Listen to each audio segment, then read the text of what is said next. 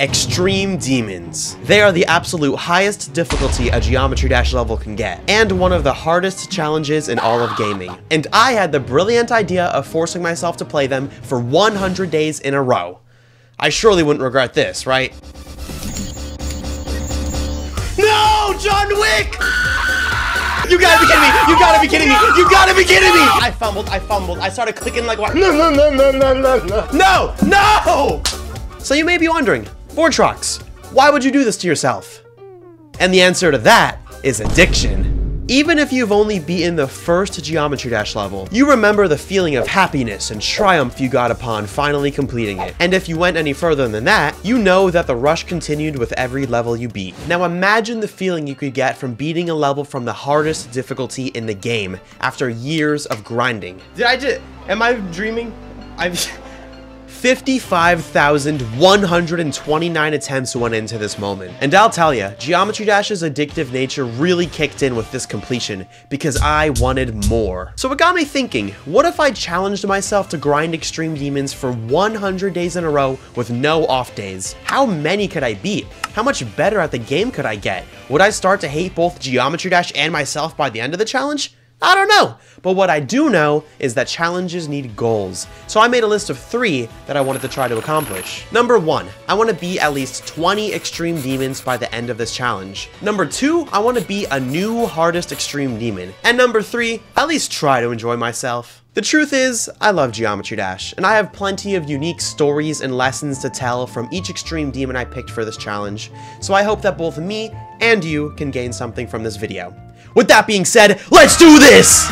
Yo, who is ready to watch me grind Extreme Demons for the next 100 days? My first Extreme Demon I'm going to be playing is a level with a lot of history behind it. It's a very cool level with a very cool song that I've been wanting to beat for a very long time, and it's at the bottom of the first page of most downloaded Extreme Demons. It is The Ultimate Phase by Andromeda GMD. I've always thought this level was cool, so I'm excited to try this out. Let's take this into practice mode. So the Ultimate Phase starts off like suspiciously easy. Like, this is how the level reels you in. Like, it starts off easy, so you're like, oh, it's an easy Extreme Demon. But trust me, it gets worse. It gets worse. This ship part is not too bad. Very easy stuff here. And then this UFO is not bad at all either. And then, out of nowhere, asymmetrical duel. Because every Extreme Demon needs an asymmetrical duel, right? That makes everything in life harder. I don't know why. That's just... You're gonna see that a lot during this 100 days. You're gonna see a lot of asymmetrical duels that are probably gonna make me get really angry. There we go. There we go. And then after the asymmetrical duel, it's a pretty chill part. It's just some UFO gameplay, you know, doable stuff. It's like a pretty easy UFO part. And then again, asymmetrical duel, because you need 2 apparently. You need 2 asymmetrical duels in a level. I think 0 is more than enough, but I guess the creators in this level did not care about that.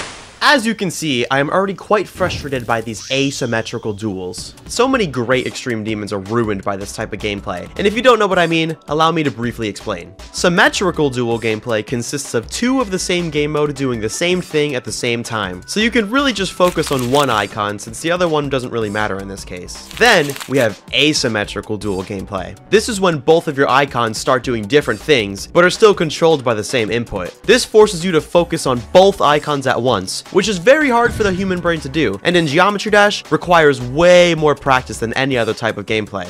The asymmetrical duels in the Ultimate Phase aren't too bad, but trust me, these duels will come back to haunt me in the future. Oh my god! Anyways, when beating Extreme Demons, I found that the most efficient strategy to make fast progress is by beating them backwards. Instead of playing from 0 and dying over and over to the same things, what you should be doing is placing a start position at different points in the level. That way you can practice it backwards. You'd probably want to start around 90%. That way you could spend time mastering the final section of the level to hopefully prevent any super late deaths. Then move on to 80 to 100%, 70 to 100%, and so on. This sets you up to already have learned how to play the entire level. That way when you do start playing from 0, you have a high chance of making big progress. Hopefully. So naturally, I began with going for an 87 to 100% run on the Ultimate Phase, which includes a pretty which includes a pretty simple ship part and then the final cube. Boom, boom, boom, boom, boom. Dang it, man. Why am I dying at the last clicks? Chat, this is not a good sign. I'm not even gonna lie. If, like, I could not die to these clicks. This is... Dude, why do I keep... No! Why do I keep dying to these clicks? No! For whatever reason, I just kept dying to this final Q part while going for this run. These clicks just have the most awkward pacing ever, and it kept throwing me off. Let's just hope this won't be a bad omen for later. But sticking to the beat 'em backwards strategy, which is what I'm gonna call it now, BEB for short, I moved on to 83 to 100%, which now includes this wave part made by none other than Cyclic. You may recognize him as the creator of Sonic Wave, formerly the hardest wave-based level ever made. Pretty fitting that he made the hardest wave part in this level. Like, it's not that bad, it's just like, it makes me like nervous I'm gonna die here, you know? Like, this seems like the type of thing I would die to, you know what I'm saying? The first one's easy, this one's weird, and then the third one's probably the toughest. But I mean, I'm getting through it, so I guess it's not that bad. But I was able to get that run without too much struggle, which now brought me to 71%. Lugia's part. This is the first part that seriously challenged me, because it features some very unusual ship gameplay. Let's do 70 to 100. This ship part is known for being like one of the hardest parts of the level, so I definitely want to practice up on this. It's like pretty much this specific one right here, like right here, here.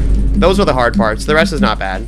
And the exceedingly hard ship gameplay doesn't stop there. Majako's part immediately after features a tight mini ship maze that is very unforgiving to any miscalculations of your momentum. If you hold ever so slightly too long, you will die. Like, I feel like this is probably the hardest ship part. There's like a lot of things that could go wrong with it, you know what I mean? But once again, I surprisingly got this run down pretty fast as well. After beating levels like Stereo Extremeness and Bloodbath, I think I became a pretty decent ship player. But now for 51%. While my previous Extreme Demon completions prepared me for things like hard ship gameplay and tight wave gaps, nothing prepared me for the spam I was gonna have to do in Zobros' part. We gotta practice the waves, the freaking spam. Like, I can't overstate, like, how fast this spam is. Like, it's hard to do it justice by watching it. Like, this right here is so fast. Are y'all hearing my clicks? Like, bro, I don't even know I can spam that fast until I played this level. I've never played a level that required you to click this fast. It forced me to use 2 fingers, which isn't exactly easy when your clicking key has a width of about 0.5 inches. And it's not your typical spam either. After jitter clicking through these pink orbs, you have to immediately prepare to time these blue orbs perfectly. The transition from spam clicks to timed clicks took a lot of practice to get right. There we go. But once again, I got the 51 to 100% run surprisingly fast. Yo! What was that? Wait, that was, I just got 51 to 100%. I've been streaming for half an hour. Bro, this is about to be a short stream if I beat this. What the heck? I was honestly impressing myself with how fast I was making progress. But of course, all good things must come to an end, because it was time to practice the asymmetrical duels. I started with the one at 30%, which I found out was possible if you just spammed really fast and prayed. Alright, let's do this duel. Like, should I, like, chat, should I, like, learn how to actually do it, or should I just do my spam strat? I mean, if it's not broken, why fix it, you know what I mean? Like, literally, the strategy for this one, I literally just spam click, and it usually works. That's my strategy with this part. Right, like, literally, that duel, you literally just spam, and it works. I love that duel. Little did I know that this strategy was very inconsistent and would come to bite me in the butt later. But for now, my ego was starting to inflate, because I felt like I was just breezing through this level. Ooh, 30 to 81. Not bad. Chat, I swear to God, this is an Extreme Demon. I don't know why I'm making progress so fast. I'm just, like, cracked right now. The only really hard part to practice was the first asymmetrical duel at 17%. And boy, is this a choke point. Yeah, I made fast progress with the rest of this level. This is gonna be, like, the hurdle. It took me 23 whole minutes just to practice this singular 5-second long part. This duel was so hard that I ended up using speed hack to analyze every click to try to understand what was happening. I almost spent the same amount of time practicing this part as I did getting through the entire last half of the level complete in one run. Are you starting to see why I don't like asymmetrical duels? When your goal is to beat as many extreme demons as fast as possible, the last thing you want is a duel that takes forever to learn. But once I mostly learned how to do that part, I thought it was time to start playing from zero. Alright, let's just play from zero and see what happens. Honestly, because I practiced each part individually, so like, maybe, hypothetically, I could get some good runs. Let's do this. And shortly after, I got to 18%, where I immediately died to the first asymmetrical duel. I didn't do anything wrong. I didn't even click. Why'd I die? Alright, well, we got to the asymmetrical duel from zero. 18%, not bad shot, not bad. But don't worry. Literally 1 minute later, I got through that entire duel. And died immediately after. 24%! We got through the asymmetrical duel. That's like literally the hardest part. So the fact we did that already is a pretty good sign. Let's just keep playing from zero, actually. Imagine I get like a crazy fluke. Maybe this was just a case of beginner's luck, but I was truly impressed with myself by how fast I was making progress. Getting the entire last half of the level down to 1 run and passing the hardest part from 0 in just 1 hour is wild for an extreme demon. And to be fair, this level's not as hard as other levels I've beaten like Sakup in Hell and Bloodbath, but it's still an extreme demon. My luck would continue over the next 2 hours where I slowly got higher and higher records, eventually landing a nice new best of 46%, which contained both of the asymmetrical duels. 46%, I'll take it. That was a new best though, I'll take that, 46%. We could do better though. And remember that whole beat 'em backwards strategy that I mentioned earlier? Well, now was my time to finally prove that was a valid strategy. Considering I already had the second half of the level completed in 1 run, I was hoping I'd have a good chance at fluking the level. And fluke it I did. 2.5 hours into the stream, I finally got past my previous best of 46%. And then I just kept going. I didn't die to Zobros' part, I made it through Fendexi and Crack's parts, I even got past Lugia and Majako's parts without dying. Now it was time for Cyclic. Could I make it through the wave gaps without choking? It appears I did, and the rest of the level is easy. Now just to... No! 90? I want to beat it! I want to beat it! Oh my god. 90%. On the very first day of the challenge, I got a 90% fail on an extreme demon. What a way to start things off. I was hoping to start this challenge off on a high note, proving that I'm a really capable player who could slay these extreme demons like nothing. But no, of course not, because I'm a player with no nerve control, and I have to die past 90% on everything I play. I got past all the hard stuff, and I died to that. Oh! My nerve control problem is definitely something I'm going to want to address later on in this challenge, but for now, I'm just going to introduce this counter that'll count every time I die past 90% on an extreme demon. Feel free to make a prediction of what you think this counter will be at by the end of the video, because this is far from the last time you'll be seeing, what should I name him? Let's name him Patrick. That counter's name is now Patrick.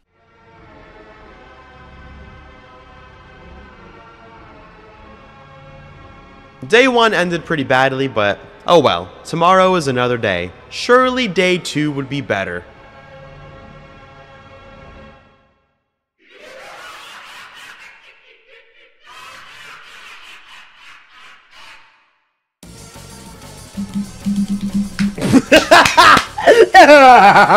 Gotta be honest, day 2 wasn't going great. Remember before when I said that just spamming and praying wasn't a very reliable strategy? Well, that really came into fruition every time I got to the 30% duel from 0. Dude, oh my... Ah! I hate that duel! That duel sucks! Why would you make gameplay like that? Like, who made this part?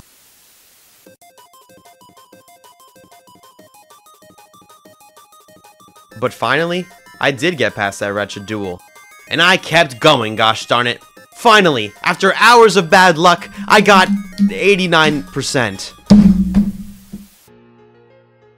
Alright, so now I've had 2 deaths in the final part of the level. Surely it wouldn't happen a 3rd time. No!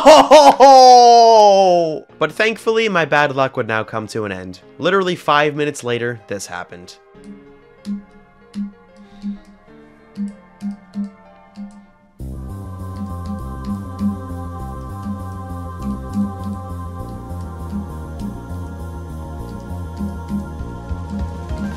Bro, why does my eye feel weird?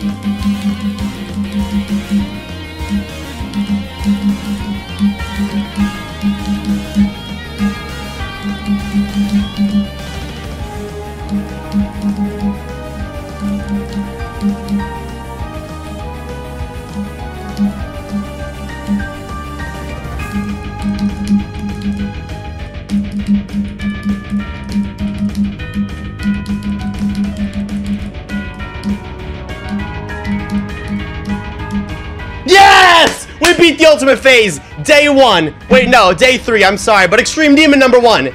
Yo, we beat it. Yo.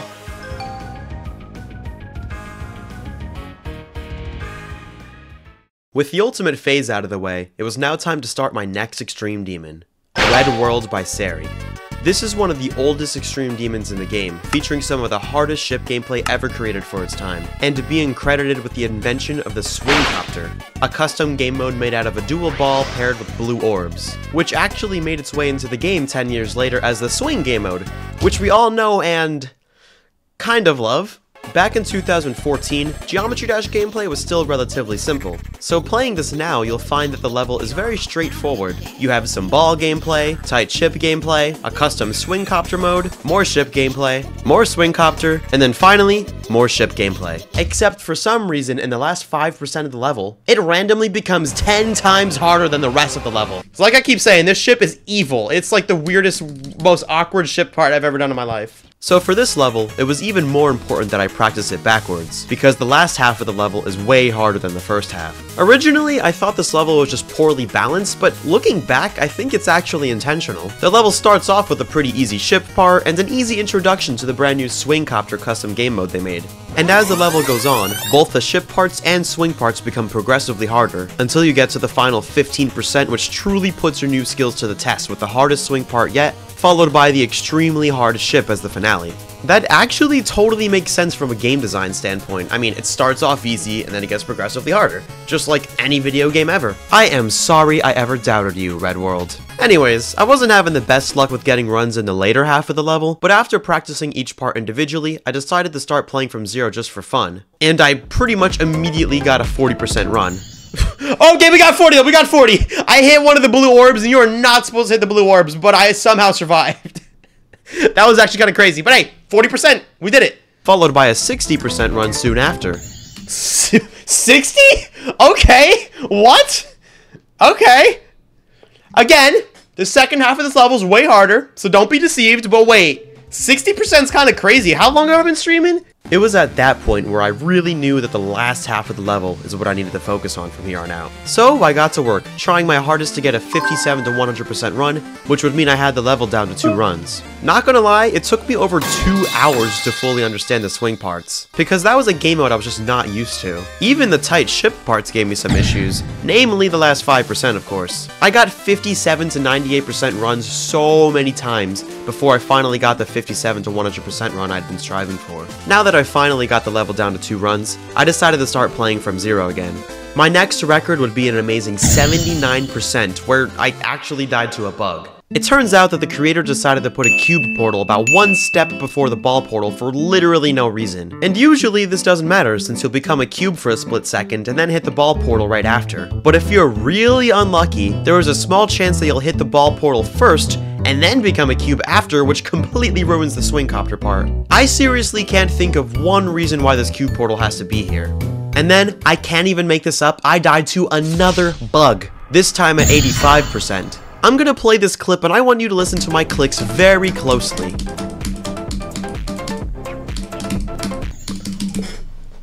I clicked! Why did it not go up? I literally clicked the ball and it didn't go up. You heard that click, right?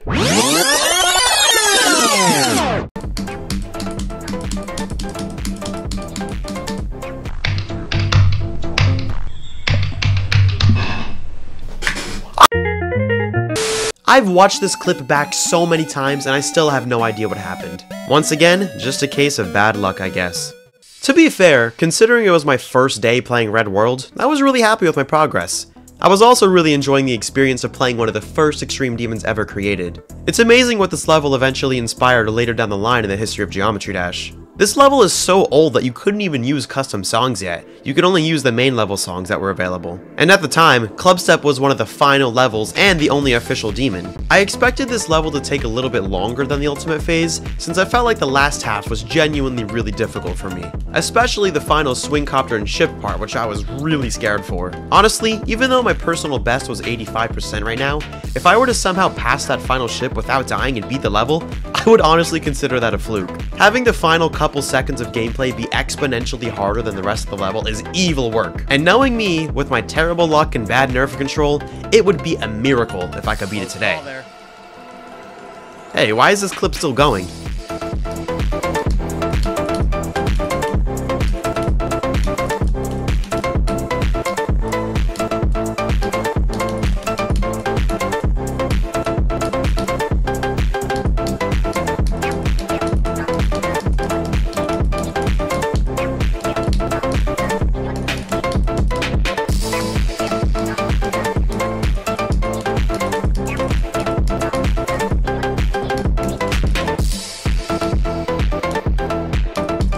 What?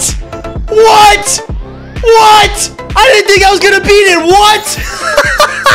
I beat Red World. Red World. It's true. Yay!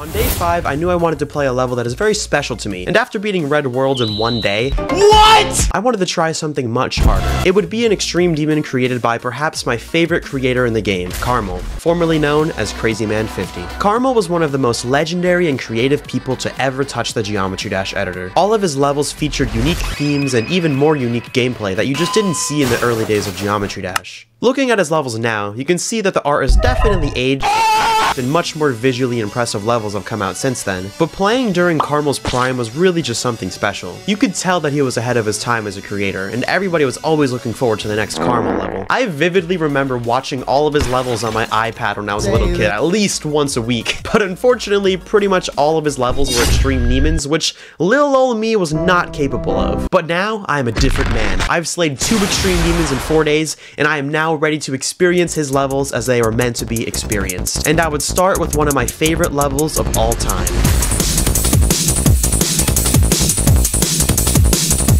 This level featured some of the most unique gameplay ever made in 2017, which many find awkward and unfun, while others love it. I guess we were gonna see what I thought soon. If there's one thing I think we can all agree on, it's that this part is iconic. This level absolutely nails it with the music sync. All of the gameplay connects to the song so perfectly. But once I got to the end of my initial practice run, I remembered one small hiccup that this level has.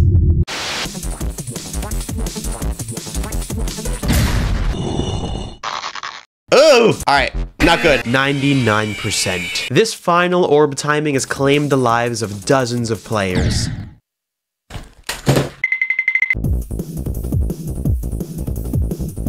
Now, I was doing pretty good with it at first, but the only time this click actually matters is when we were playing from 0. I did not want to see new best 99% at any point during this challenge. So chat, what do you think are the odds that I die at 99% in this level? I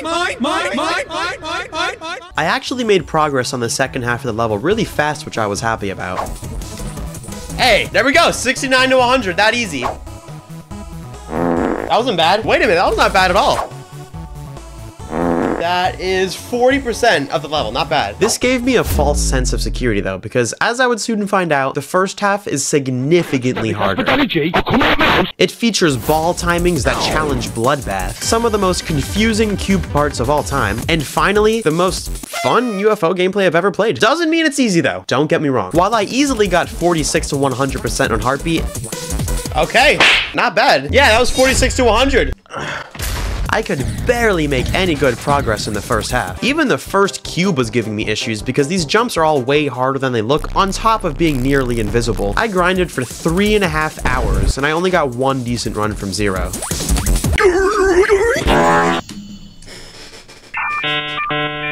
What? Why did the top ball go down? Can somebody clip that? I need to see that.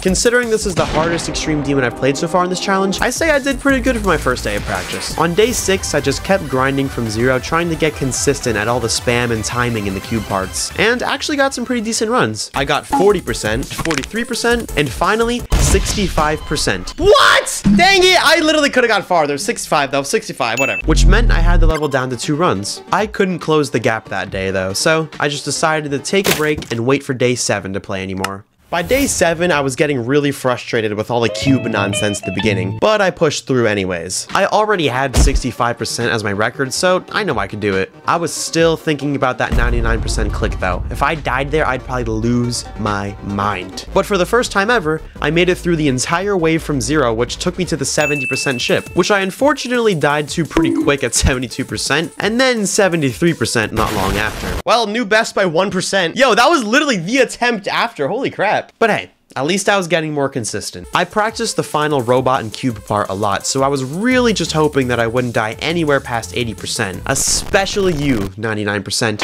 Please spare me. And then, this happened.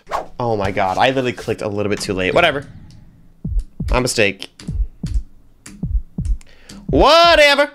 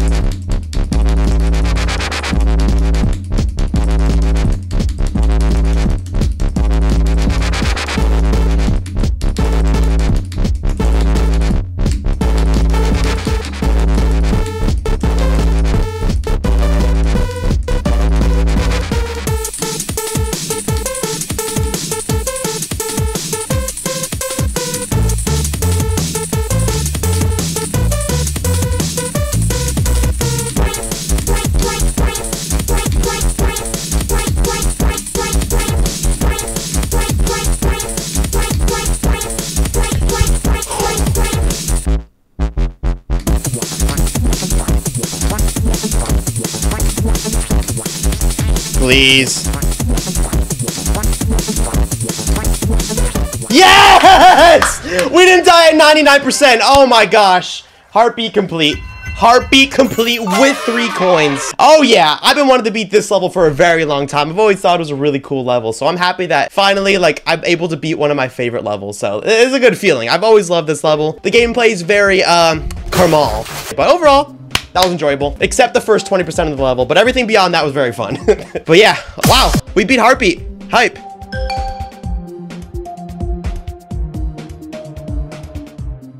I wasn't really sure about what Extreme Demon I should play next, so I decided to leave it to Democracy. I love democracy. To my surprise, Accu won. Accu is known for being the best starter Extreme Demon in the game, due to it being one of the only low-end Extreme Demons that are actually balanced. But I never actually played it, and apparently a majority of my chat wanted to see it happen, so here we go. Since Accu was actually balanced, there's not really any notable choke points I can talk about, or any triumphs I had to overcome, but I did learn one very interesting thing about Geometry Dash, and it's the concept of skill-based levels versus learny levels. 2 categories I feel like all Extreme Demons can fit into. Skill-based levels often include things like straight fly, tight timings, and wave spam, skills you can build up and keep with you as you pursue new levels. Meanwhile, a learny level is a level that nobody could really sight read. You're forced to practice all the individual timings and learn how the level works just like everybody else. A good example of a skill-based Extreme Demon is honestly Red World, a demon I beat just a few days ago. This level is mostly just straight fly, some swing copter challenges, and yeah, that's pretty much it actually. I've practiced straight fly a lot before, so it was a skill I already built up before starting Red World, which allowed me to make fast progress in the level since the only thing I really had to learn was the swing copter custom game mode. Whereas with Accu, it doesn't matter what skills you've already built up, you still have to learn all of the orbs orb timings, speed changes, and the fast game mode switches that are unique to this level and this level only. This is the best analogy I can come up with. Learning levels like Accu are like a test at school. You spend time memorizing all of the stuff you need to know, complete the test, and then move on with your life. A lot of times you end up not even using the stuff you memorized. Skill-based levels like Red World are like sports. You can keep using all of those skills you've developed through training and keep it with you as you play other things, whether you're a basketball player, a soccer player, or in our case, a Geometry Dash Extreme Demon Grinder. Hopefully that all made sense and I wasn't yapping for nothing. As it would turn out for Accu, I spent about 1.5 hours straight just trying to learn all of the gameplay, barely getting any decent runs aside from a nice 63 to 100% run. Then after I spent all of that time learning how to play every part, I finally decided to start playing from zero. Alright chat, should we play from zero? I'm not like an expert at the level yet, but I think we should just see what happens, you know? And only 30 minutes later, I already got 66% from zero. 66! 66%! We're doing good, we're doing good, let's keep it up. Now that I've actually played Accu myself, I can finally see why it's such a perfect level to go for as your first Extreme Demon. Levels like Red World and Cataclysm are very easy Extreme Demons, but they require you to already know skills like Straight Fly and Tight Wave gameplay, skills you have to practice for a long time to get good at, like a sport. That's why those two levels are really hard for new players. Meanwhile, Accu is a level anybody can beat if they're just willing to memorize all of the orb timings and quirks in the gameplay. On day 9, I got a new best of 76% after just 20 minutes of streaming. What? I clicked. I literally clicked, bro. I clicked. Alright, 76%. 76%. Not bad. Not bad at all. And then I died there an extra 2 times for whatever reason. 76 again? Why? I honestly don't know why that happened because it's not like 76% is some crazy choke point or anything like that. It's literally just like some orbs. But then 1 hour into the stream, I finally got a stroke of luck and passed that evil 76% part where you just have to jump and click an orb. Woo!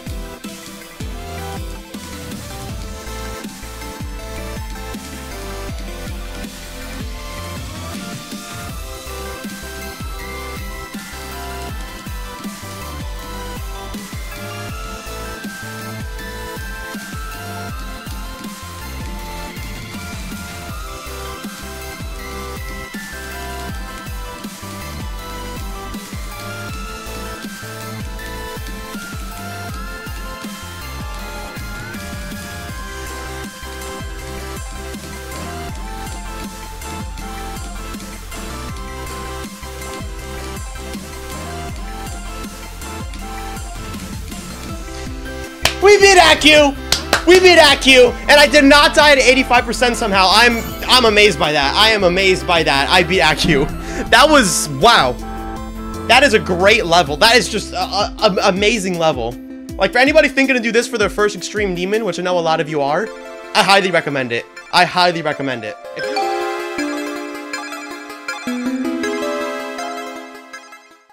Once again, I left it to decide what Extreme Demon I should play next, and in a landslide victory, Dark Odyssey won. I've always loved watching videos of this level because it just progresses so naturally and has so much variety, while still maintaining that recognizable style created by none other than Jonathan GD. Now, Jonathan GD is known for making some of the longest levels in Geometry Dash. His shortest demons start at 3 minutes long, which is already insane, then go on to 4 minutes, 5 minutes, and even 6 minutes long in the case of Dark Odyssey. I had no idea what I was about to get myself into, but ignorance is bliss, and I was happy to get started at least. The first half of this level is honestly super chill. It begins with a calm, nature-filled introduction, moves on to a cool robot part, a randomized factory section, a glitchy ship part, and then you reach 50%, where an entire level's worth of asymmetrical duel gameplay randomly shows up. Putting something this hard at the exact halfway point in a 6-minute long level is nasty work. You have to get through 3 minutes of gameplay just to get here, and if you do get lucky enough enough to pass it, you still have to lock in for another 3 minutes.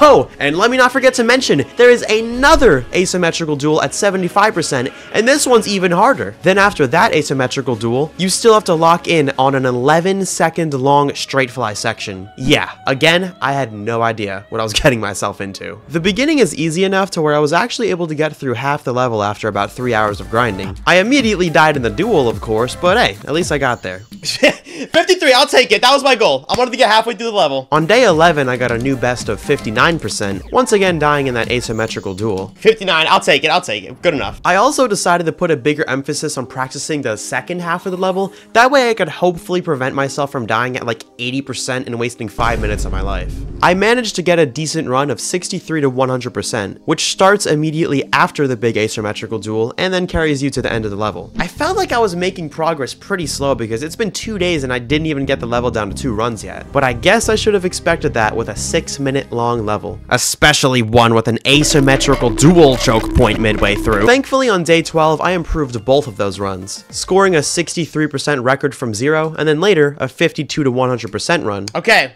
50 to 100, thank God. I was really disappointed about that 63% death because I finally got through the insane asymmetrical duel in the middle of the level, just to die immediately after. I was hoping to pass that duel again today, but unfortunately it just didn't seem like it was gonna happen.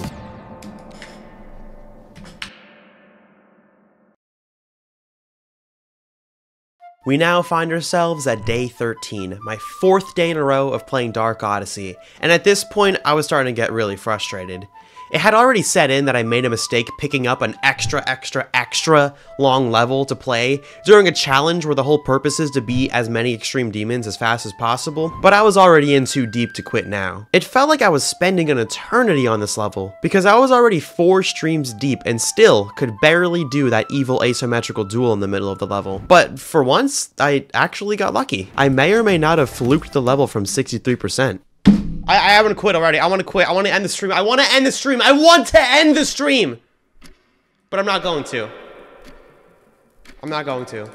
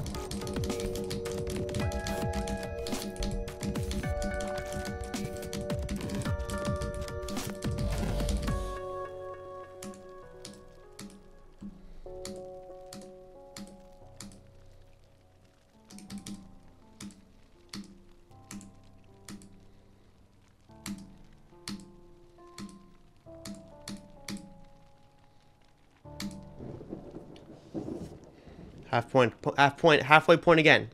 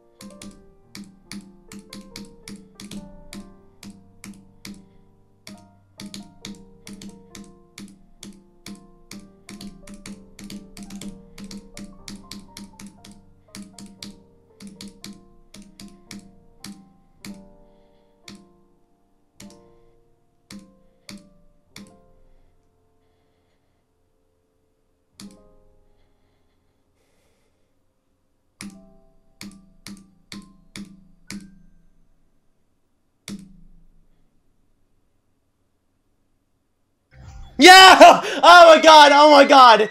Oh my god! Oh my god! That was a fluke. That was actually a fluke from 63. Oh my god! I'm so glad I didn't die at the end. I'm so glad I didn't die at the end. I'm so glad. Oh my god! I'm about to start. My heart is beating like crazy. I feel like I just got done with the run, and my eyes are like tearing up because I didn't even click. This is a level that is meant to be watched, not played. This took me 4 days to beat, which is longer than any other extreme demon I've done so far. So, oh my god! I'm so glad to finally be done with this.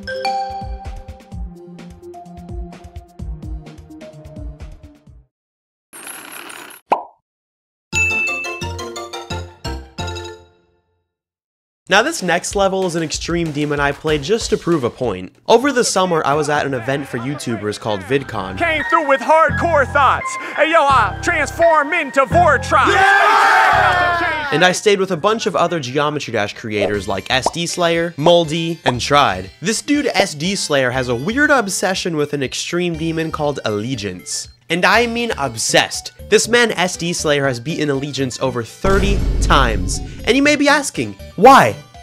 And I have no idea. But at one point during VidCon, we all live streamed together. No! Oh, dude! I went too much to the right. Whoa, who's that? Who's that? And Sdslayer had the idea of trying to beat Allegiance in one attempt in front of us. And he actually did it. Wait, that's crazy! Yeah! That's actually crazy! What? But I actually can't believe I just did that, bro. One attempted an extreme demon! I always thought this level looked kinda hard, but now I just witnessed somebody one attempt it right in front of my face. So I knew that during these 100 days of Extreme Demons, I knew I had to beat it. So on day 14, I began my 5th Extreme Demon, Allegiance. As usual, I started by practicing the end of the level and working my way backwards. It didn't come to me as easily as it did for Sdslayer, but I did end stream with a good run of 61 to 100%.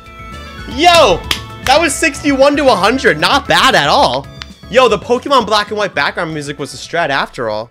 Then on day 15, I was rapidly improving. After spending some time learning each part of the level, I said, yo, I'm gonna play from zero, chat. Let's play from zero. And literally 10 minutes later, I got 61%.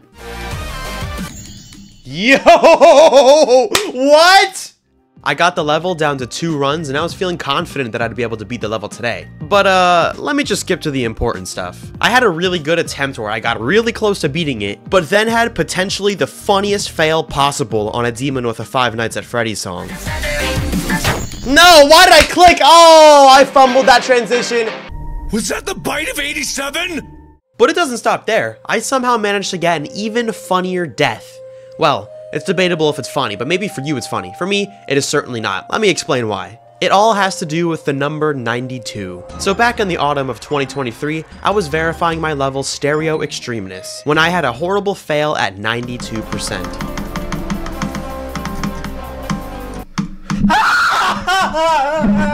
And then I died at 92% again. Are you oh my, I think I'm gonna...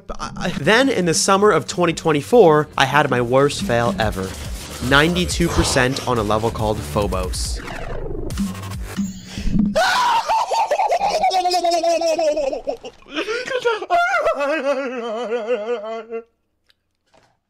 And that brings us now to the 100 Days of Extreme Demons challenge, where I find myself playing a level called Allegiance. And I would also soon be finding out that the saga of 92% deaths would continue. Just play the clip.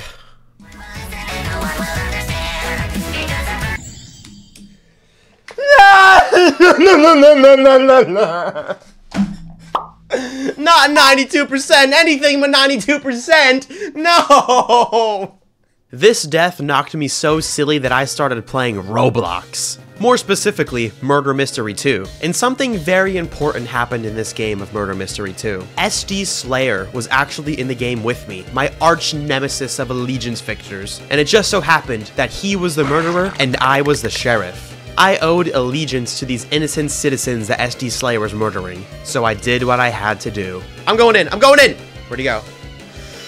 Come on, FBI, open up! I've never been this nervous in my life. Where'd he go? There he is! Yeah! We killed Sdslayer and got the dub, bro! Too easy, bro, too easy! Yo! And with that bullet to Sdslayer's head, I finally found the key to beating Allegiance. On the very next day, I beat Allegiance in just under an hour. Roll the clip. What the heck? This dude named Breadsticks YT just said, eat a breadstick. I got no time. Bro, I got no obsessed time with to live. breadsticks. I got no time to live and I can't say goodbye. And I'm regretting having memories of my friends who used to be beside me before they left me to die. And I know this is the truth, cause I've been staring at my desk so many times. These scary monsters roaming in the halls. I wish I could just block the doors and stay in bed until the clock will chime. So my flashlight's on and stay up till dawn. I got this headache and my life's on the line. I felt like I won, but I wasn't done. The nightmare repeats itself every time. Got to keep my calm and carry on and stay awake until the sun will shine. But I'm not so strong and they're not gone. They're still out there to take what's left of mine.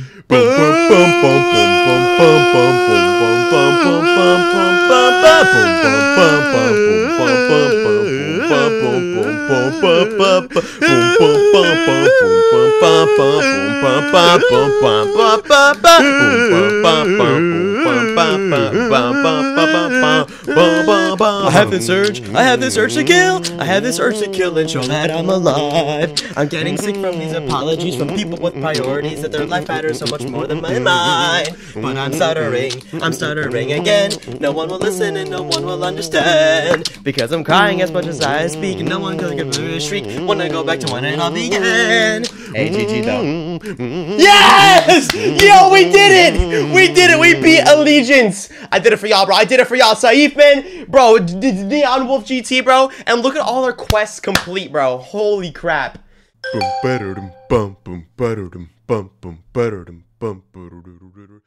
On day 17, I would begin a level called Broken Signal by Grass. See, that looks stupid, but I promise you, when I edit the video of this, I'm gonna like do like a cool glitchy effect on that and make it look cool, right? And to be completely honest with you, I did not like this level, and I feel really bad saying that because I don't know why. The visuals are stunning, the gameplay is pretty satisfying, and it syncs well with the song. Everything is good in this level. When I look back at my notes, I can tell that I was like nitpicking for small things that bothered me. For example, the tap indicators in this level are just completely misleading. I don't understand why the creator would even bother putting these in if you literally will die if you click on them. He needs to delete these indicators, bro. Delete the tap indicators. Egregious. Also, for some reason, this spider part has fixed hitboxes, which make it artificially more difficult, and I was pretty upset when I found out about this. There was also a moment where I died to the air.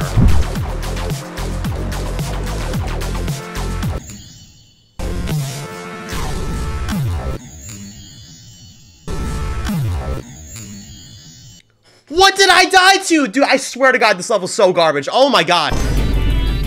But again, no level is perfect. 2 kind of unfair deaths and some misleading tap indicators isn't the end of the world. I'd say that the only major issue this level has is the wave choke point at 30%. This is a huge spike in difficulty compared to the rest of the level, and I personally had a really hard time getting through it. This is also when I started to notice a bad trend that I did not like, and it's that a lot of extreme demons have wave choke points. But more on that later. After a higher than usual amount of rage...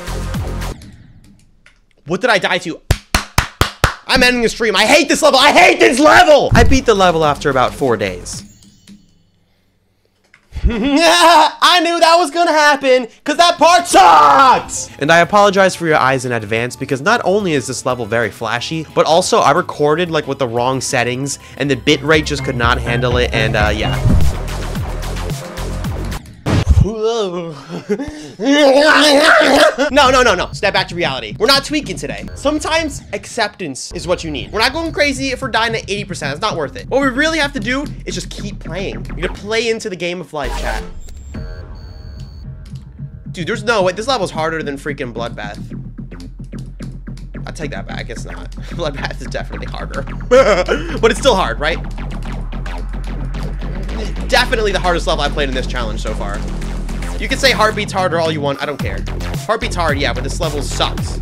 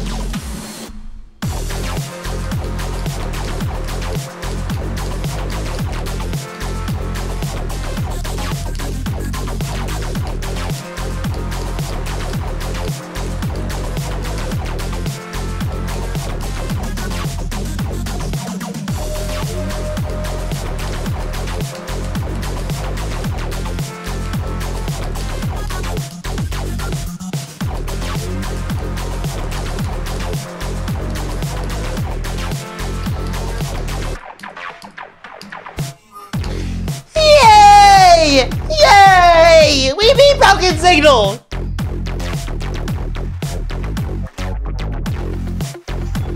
I already disliked the level. I gotta open my phone and dislike that again. We beat Broken Signal. We beat Broken Signal, chat. We actually just beat Broken Signal. It's hitting me now. We beat Broken Signal.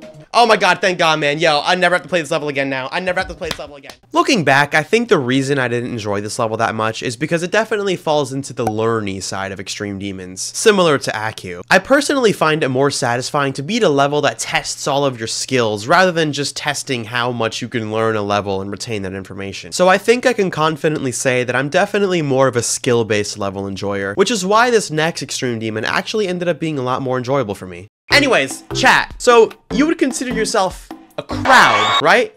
And as the streamer, I can do this. Everybody type octopus in chat right now. Dude, the chat is moving so fast. Everybody's saying octopus. See, I have control over you guys, right? Control over the crowd. Huh? Crowd control. Now, crowd control is a level that I enjoyed way more than I expected. It was yet another level that was very well balanced, had consistently good decoration, and was just overall fun to play. 8%! First attempt! However, similar to Broken Signal, this level has a wave choke point in the first third of the level, this time starting around the 20% mark. This wave choke point gave me some serious trouble, which is the first reason why my best run on day 21 was only 19%. Yo, 19%! Alright, I'll settle with that for the day. The second reason is because I was going to a Childish Gambino concert later that day, so I could only stream for about an hour. The Childish Gambino concert was really cool. Highly recommend. And yeah, this is my reaction. I think it's a fair reaction. But after hundreds of attempts struggling with the 20% wave, yeah, that wave is hard, I finally broke through on day 22 and got tons of new bests. 23% new best! What? I shouldn't have died at 42, bro. That was actually, that's like a free click. 44. Again, another stupid death, but I don't care. 54, halfway through. And finally, 57%. No, 57%. I think that UFO is like the second hardest part of the level. It might even be harder than the UFO after it. Like, a lot of people say that UFO is the hardest, but I feel like that first UFO is the hardest. Those would be the only times to get through that evil wave part, though. I think I summarized it well here. Dude, this wave is garbage. Like, this is like literally Sakup in hell difficulty. Yeah! Nah, it's not that hard, but it's really hard. Yo, I actually cannot do this wave. This is the most unfun gameplay I've ever played. It's not even like fun wave either. It's just click away. I probably could have beaten it that day if I kept going, but I was just really frustrated with the wave choke point at 20%, so I just decided to take a break. Thankfully, after streaming for just 17 minutes on day 23, I went beast mode. I passed 57% like nothing. I passed the insanely hard UFO part right after, and even made it through the weird slanted part. If I could just not choke at the ending, this might be a record fluke from 57%. But of course, it's me. Y'all know I don't do that. No! John Wick! John Wick! Oh my god, why did John Wick just kill me? Oh my god. No, that would have been such a fluke! You gotta be kidding me. The John Wick death? The John Wick death! John Wick, why? John Wick, you are now my mortal enemy! It's especially annoying because I ended up dying to 90% just a few minutes later. 90? Then 79% after that. Oh! And finally, 70%. On my life, I clicked. Y'all can rewind that and like turn up the volume and listen to the click. I'm not even gonna lie, I don't even blame that on myself. I blame that on the level. There's no way that was my fault. There's actually no way. There's actually no, I swear on my life I clicked. On my life I clicked. Like I clicked early too. Like it's not like, what was that, bro? What, like a void click? Isn't that like a bug that happens or something? Somebody rewind that, bro, and tell me I'm not crazy, bro. I know I clicked there. I actually know I clicked. Don't matter, though. I'm gonna beat it this attempt.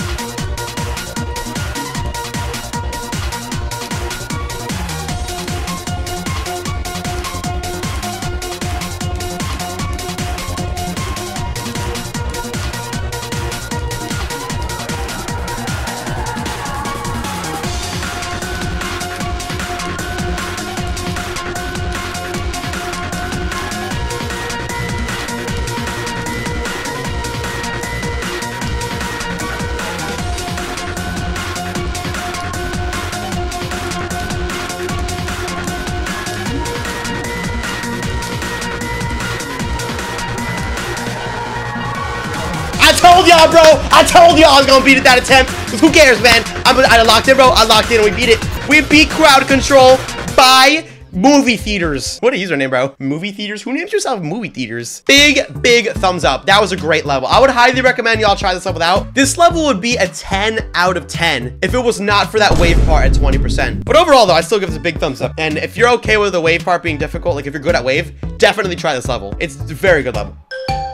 Very good level. Obviously, it's an extreme demon. Can't lie to that. Yo, I'm so happy I beat that. On day 24, I would begin an extreme demon called Misty Mountains.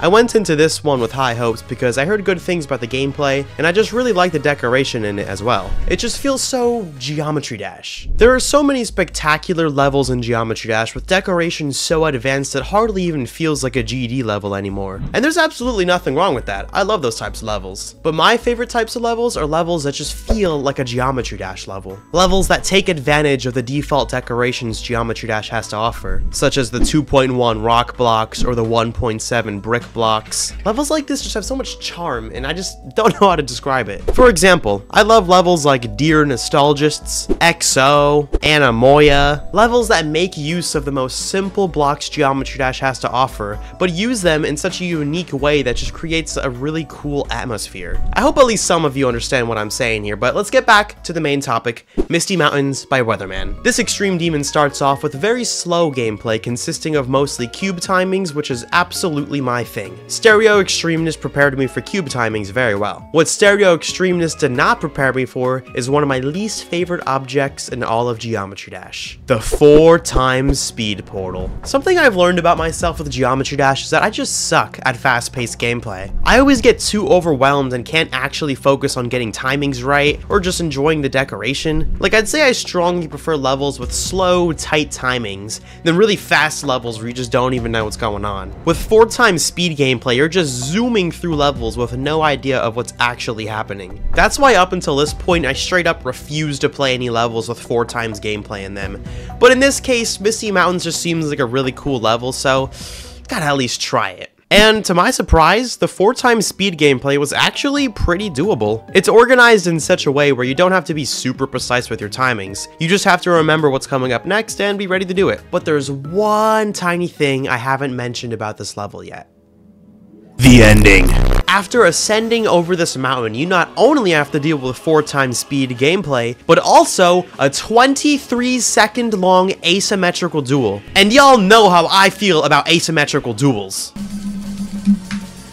So yeah, it's pretty nerve-wracking when you're playing this level because anytime you start getting far, you just remember in the back of your head that a 4x speed asymmetrical duel is the finale. But I try not to let that get to my head. I started by just grinding the heck out of this entire duel, learning all of the nuances of the orb timings and game mode switches, and I also made sure not to just practice the duel. I was scattering my practice in every part of the level to make sure I didn't go crazy playing the duel over and over again, and it paid off for sure. Amazingly, I got a best run of 86% on the first day of playing this level.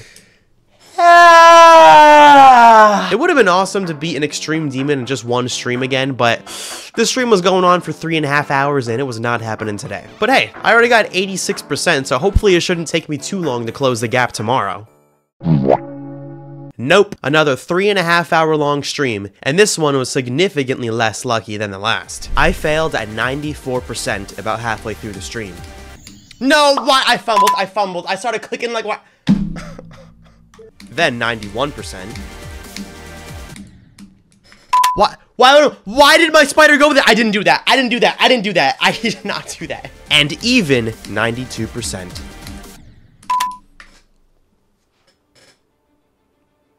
I was so close to beating it today, so I knew I couldn't end the stream. I already got to the 90s 4 times today, so victory was inevitable. All I had to do was just keep grinding until I got that one lucky attempt. Why am I getting mad over dying at 6%? That's like not even worth getting mad over. Like, you know what I'm saying? It's only worth getting mad over if it's 61%.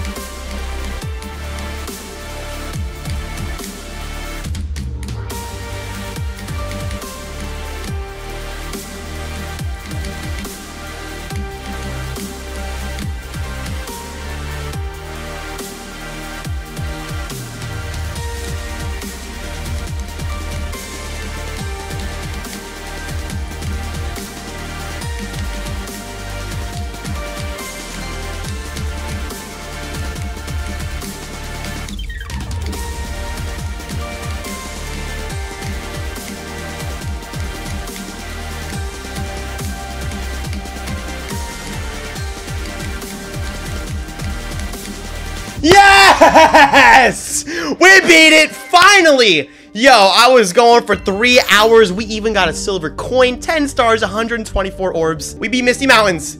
That was a fantastic level. Wow.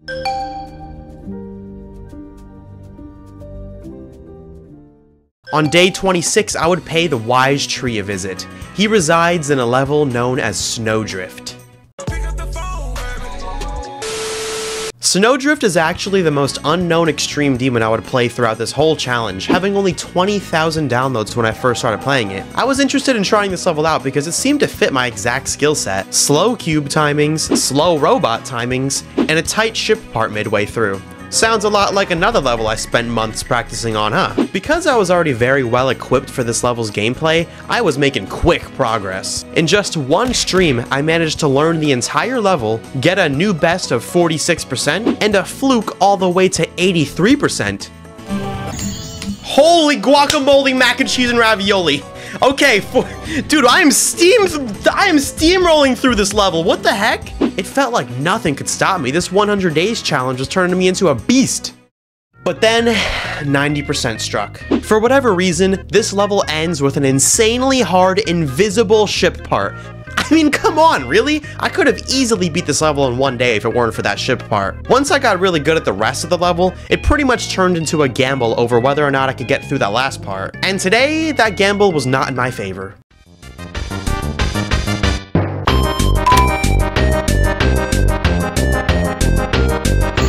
Wow, 91, we went up by 1%. What a run! I really tried to push through and beat this level in one stream, but after 4 hours of grinding, I realized it just wasn't gonna happen today. So on day 27, I would begin the stream with a beautiful 89% death. Wise Tree, please! Give me the luck!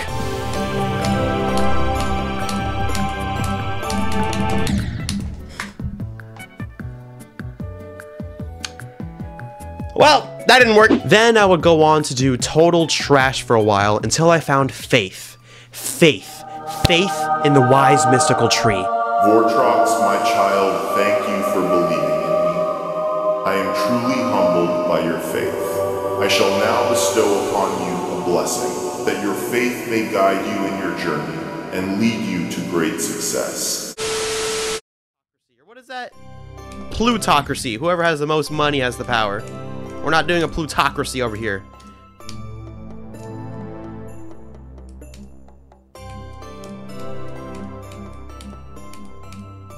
What's funny is most of the chat mods actually have not ever donated to me. They're just responsible members of chat.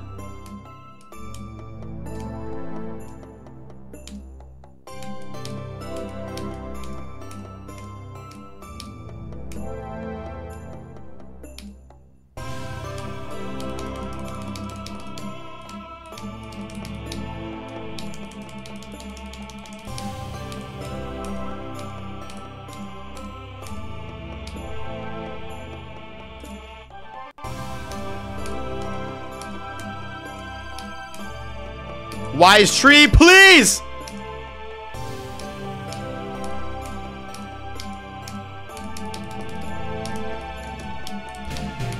Yes! The Wise Tree!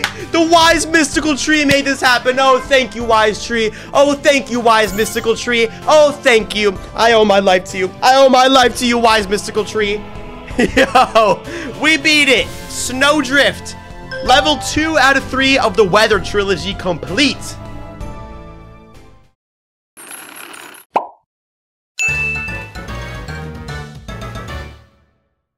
For the next level I was going to play, I wanted to continue the theme of weather I've had going on with the last two extreme demons. Misty Mountains, Snowdrift, and now Dismal Duststorm, a trio of levels all involving weather events. Dismal Duststorm is a really cool level featuring a well-executed desert theme. I only briefly looked at the video, but I decided to go for it anyways because, based off the video, it looked pretty fun.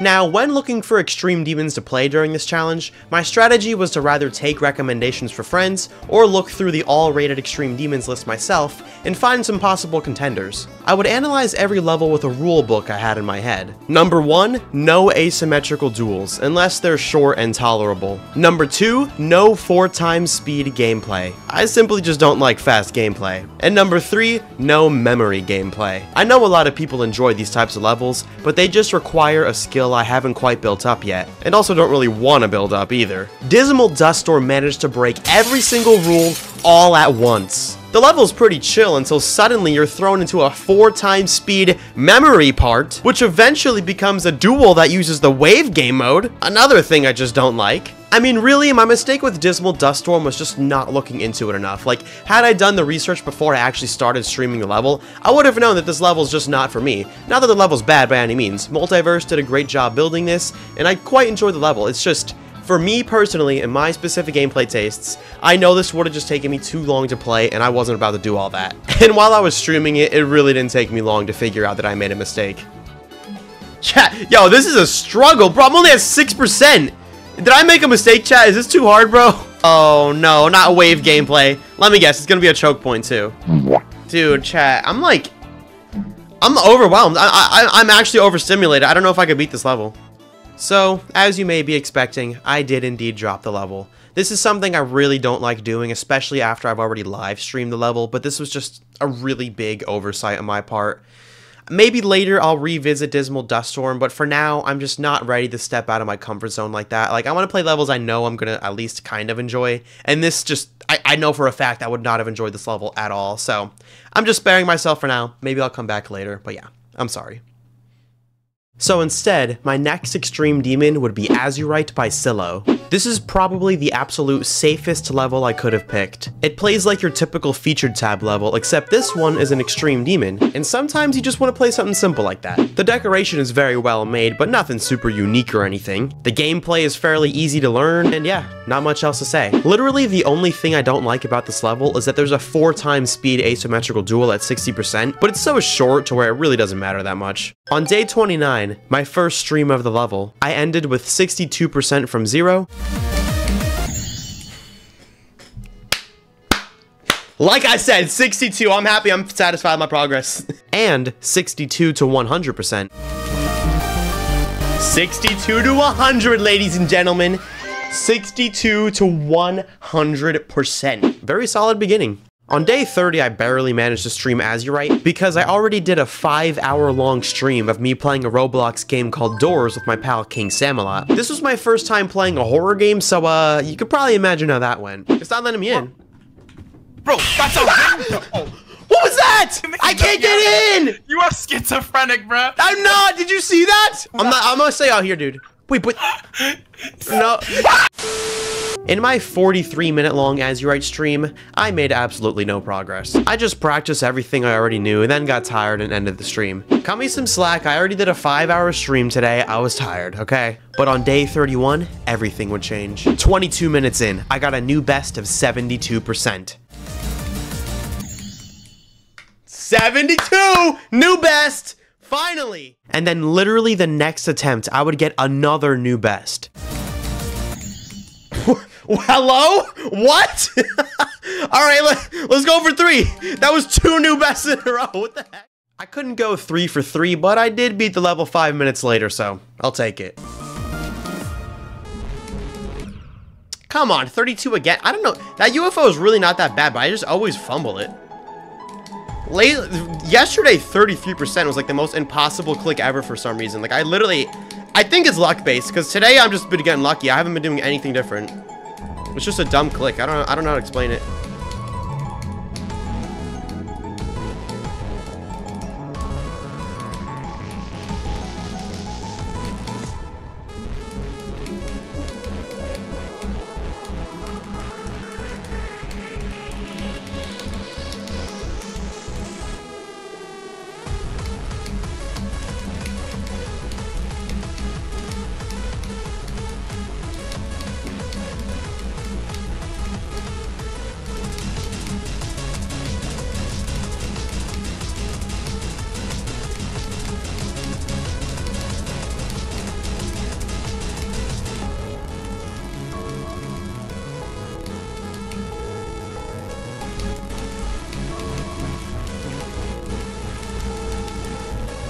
What time is it? I'm gonna walk to Chipotle.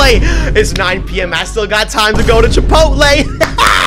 We beat Azurite. Wow, that was the craziest consistency I've ever had.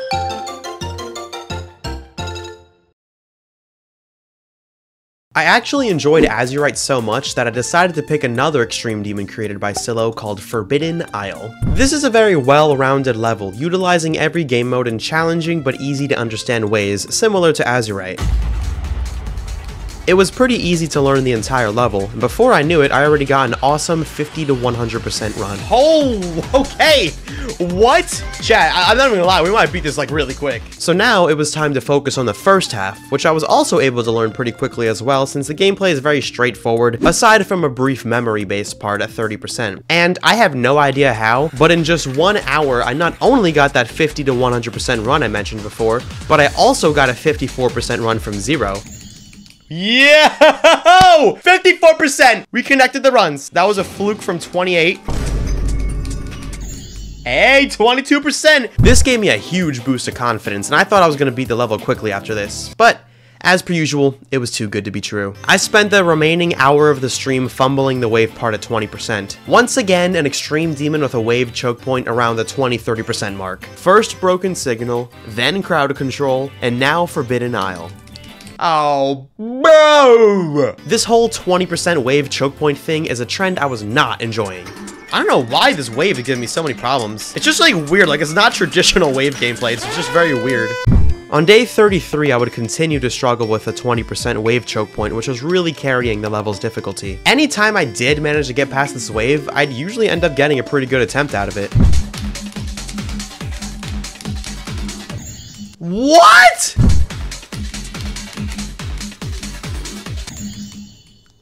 72%. I'm gonna update the title right now. However, I got annoyed and I ended the stream early. But I would return on day 34 with a fresh mind. I got 83% after only 20 minutes of streaming. 83. 83! And you could probably guess where this is going by now. For whatever reason, I would never get that far again for the next hour. I just kept dying to literally every single spike and block possible. Can I please? When is it gonna stop? When am I gonna stop dying to the most stupid things ever? Forbidden Isle was meant to be one of the easiest extreme demons I beat during this challenge, but for some reason I was just having terrible luck with it. I would end up not beating it on my 3rd day of playing it, which means I would have to stream this level for 4 days in a row. Tying the record with Dark Odyssey and Broken Signal, which are both very much harder levels in my opinion. So, needless to say, on stream number 4 of Forbidden Isle, I was quite frustrated. But after an absolutely unnecessary amount of suffering, I did it. Heroes, should I go for this? My hardest is Poltergeist. No, don't. Literally don't. If you could beat Poltergeist, I would recommend going for Crowd Control. Because the hardest part in that is a mini wave, and if you beat Poltergeist, you could do that. So yeah, I'd recommend Crowd Control.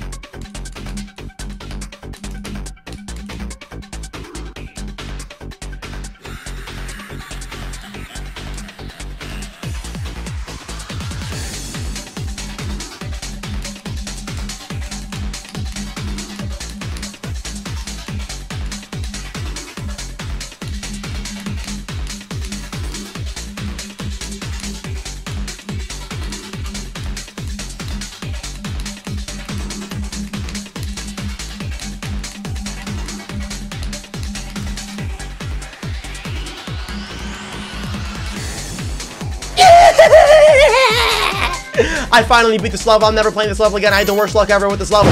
Yo, why is this song getting mysterious? Oh, wait. Yo, crank that up.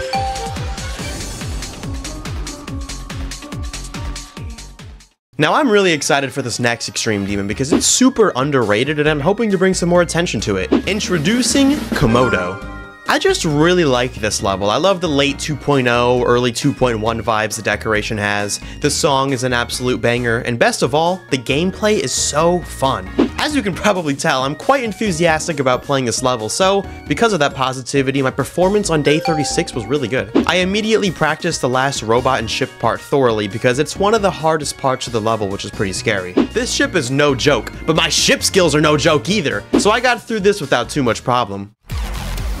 Alright, that's not too bad though. I feel like I could do it, bro. Once I learned how to do each part individually and got some good runs, I finally started to try out the beginning of the level. And once I got to 20%, I realized that the pattern would continue. A 20% wave choke point.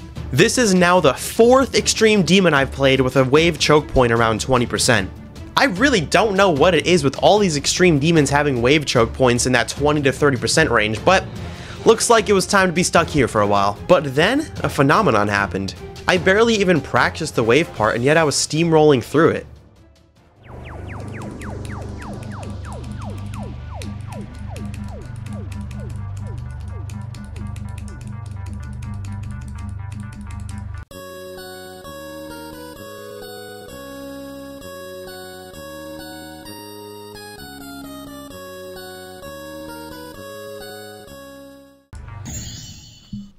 What? I thought it was auto! What? This might be the first sign that I'm truly becoming a better player, because Wave is the most skill-based game mode in all of Geometry Dash. So if I'm doing good with the Wave, I'm probably becoming a better player overall. I would continue to make some wild progress, eventually landing a 78% run on my first day of playing. I was really hoping to build on the I'm becoming a better player narrative that I was just talking about by beating this in one stream, but honestly, I just started getting really tired, so I took a break. On day 37, I wouldn't get any new bests at all. I don't know what happened, man. Yesterday I was getting new bests every 15 minutes. No, I'm just kidding. I was only streaming for like half an hour at this point, before I started using an old strategy I haven't used in a while. Dedicated attempts. The lore for this starts back when I was trying to beat Bloodbath, and I was desperate to get new progress. I was stuck at 61% for 3 days in a row, so I came up with a brand new strategy to try to help me get some new bests. By dedicating each one of my attempts to a different politician or celebrity, maybe they would give me good luck from wherever they are in the world. I tried Obama, Trump, Emma Watson, Tom Hanks, and then finally, Kate Winslet. And because of Kate Winslet, I finally got a new best of 78%. What? Yo, shout out Kate Winslet. Why did that work? I was in shock. Once again, thank you so much, Kate Winslet. Keep doing what you're doing. Anyways, I used this strategy again for Komodo, but I only got to use it one time. We gotta just start dedicating attempts to a whole bunch of random people and hoping one of them gives us good luck out there in the world. So this attempt is for Eminem. Not the candy, but the rapper. Yo, that kind of goes hard. Yo, Eminem, he should have me on a track, to be honest, after that. Yo, I'm with Eminem, but the rapper, not the candy. Without the rapper. Yeah.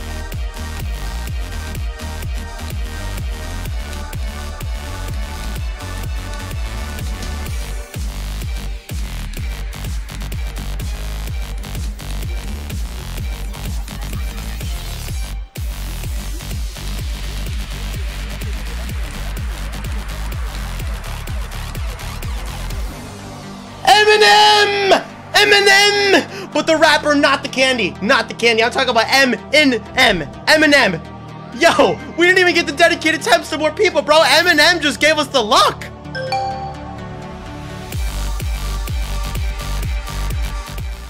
The next level I play would be Budget Yatagarasu, also known as the Flawless. And to my surprise, this was actually a really fun level. All of the hardest parts are ship parts, and ship has become my strongest game mode at this point, so it was mostly smooth sailing. I will say that 40 to 50% did give me a lot of trouble though. I may be a good ship player, but once you put orbs in the ship parts, you've lost me. All of these timings are really tough to figure out, but once you do figure them out, you have a pretty good chance at making a lot of progress. Because other than a ship choke point at 56%, the second half of this level is honestly pretty easy. Or maybe it's not easy and I've truly just become a better player throughout this 100 days challenge. And honestly, I think I really proved it with the Flawless, because for the second time during this challenge, I actually managed to beat an Extreme Demon in just one stream. The worst fail I got was 89%, which means I actually got to avoid having to add a number to Patrick the 90% death counter. And then my second time ever passing the ship parts between 40 and 60%, I beat the level.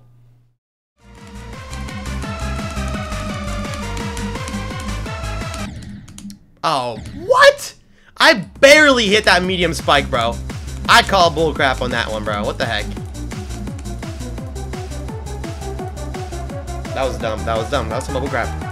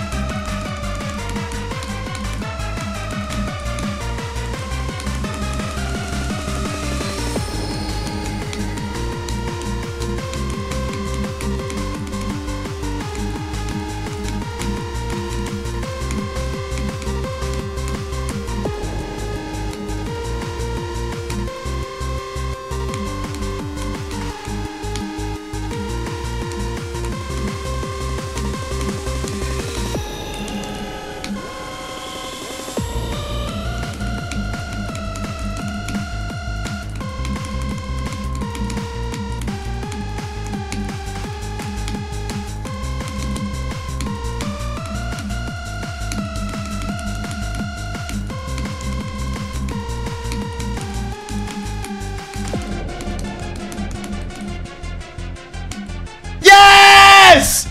Holy crap, we beat that in one stream! We beat the Flawless!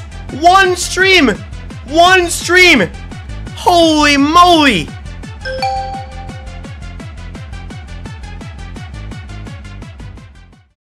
To really test if I'm becoming a better Geometry Dash player, it was time to revisit an old nemesis of mine. A nemesis that is actually my own creation. Welcome to GD News by Vortrox and more. This is my first ever Extreme Demon Mega Collab that I hosted back in 2022 to celebrate the success of a series on YouTube I had going on called GD News. This was the first series on my channel to take off, which made me feel like I was an actual YouTuber because I hit 10,000 subscribers and I was making videos that people actually look forward to. This was the moment when I realized that YouTube may be the thing that brings me joy, and I gotta really pursue this. Because the phrase "Welcome to GD News" became the slogan for my channel, and I would mostly make reports about Extreme Demon news, I thought it would be funny to make an Extreme Demon with the silly name of Welcome to GD News. After about 6 months of work, me and my talented team of creators finished this gorgeous demon. But there was one problem. I promised that I would verify this level, even though back in 2022 I was a complete noob who never even tried to beat an Extreme Demon. I still tried anyways, and I poured about 11,000 attempts in before I ultimately ended up quitting. Embarrassingly, my best record was only 20%. Yeah, I was a really bad player. But thankfully, the universe had a plan to save Welcome to GD News from dying. I got cast as a background character in a movie, and I was sleeping at one of my friend's colleges near the filming location since it was kinda far from home.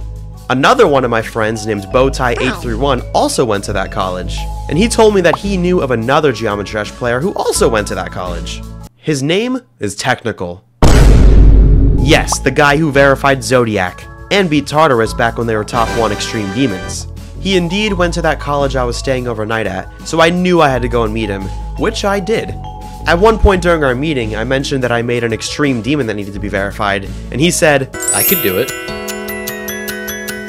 That went down in Geometry Dash history as the first time verification rights for an Extreme Demon were ever given in person, so we had to make a special video to commemorate the event. You got the stuff? Yep. I believe in you. Thank you.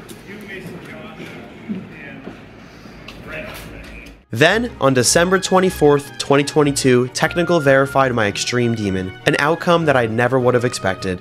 I made a promise to myself that day that eventually I would become a good enough player to beat this level myself, and that day has come. I am ready to beat Welcome to GD News once and for all.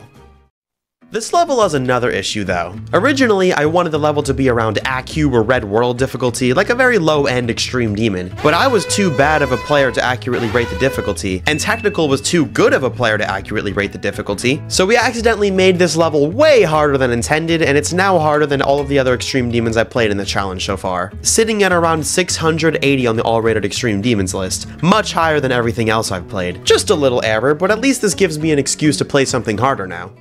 Amazingly, even after 2 years, I still remembered how to play this level. The memory section at the end required no practice, and I retained my knowledge of the gameplay with all the other parts too. In just over 2 hours, I already fluked from 20% all the way to 57%.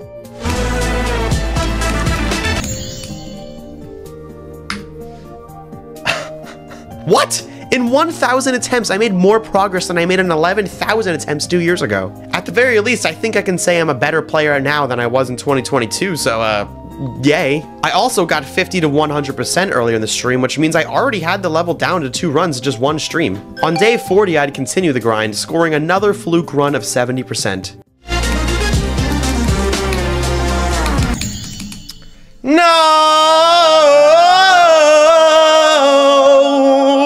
I died to the ship swoop thing. I seriously couldn't believe it. Like, it felt so good to finally be making progress on an Extreme Demon I previously literally could not do. The flukes would stop there though, because my next best was only 71%. Oh my god, bro, why is that ship so hard? My eyes got tired, so I decided to just end the stream there and continue on day 41, where it wouldn't take long before I got a horrible fail of 80%.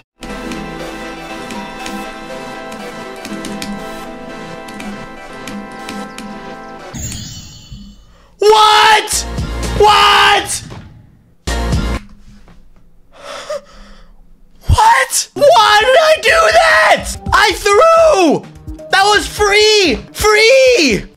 Yo, I jumped off of the block instead of hitting the orb. And then it said, you ain't slick. What? Chat, I've never done that while practicing. Why does it happen now? When I'm playing from 0? You got it. That's such a joke. That is such a joke. This fail kind of killed my drive, so I called it quits and continued on day 42, where for some reason, Zeptrus's part randomly became impossible. Oh my god, bro. Like, that's another death that makes me mad every time. And that too. I've never died there ever, chat. Never. Oh my god. I died at 43 again.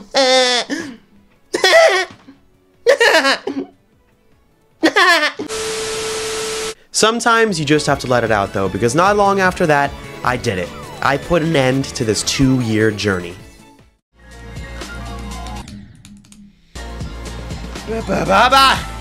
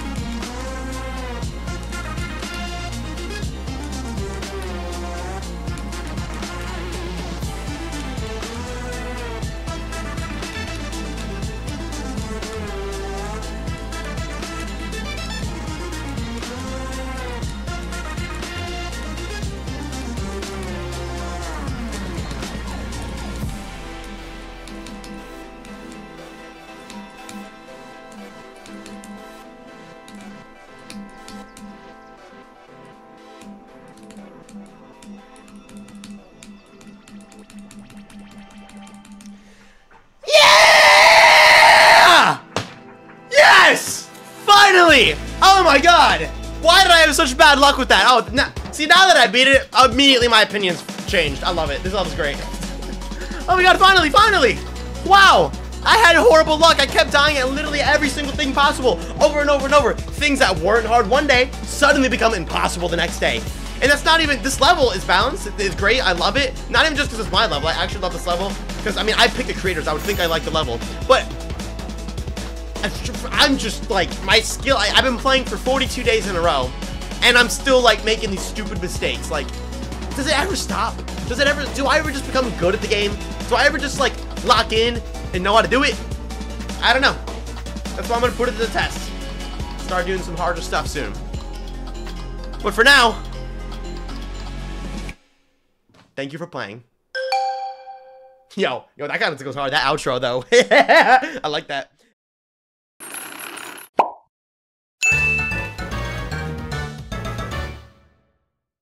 With only a week left before day 50 of the challenge where phase 2 would begin, I decided it was finally time to stop avoiding a certain extreme demon on my bucket list. Falling Up by Caramel. Once again, I would get to experience a Caramel level as it was intended, by actually beating it.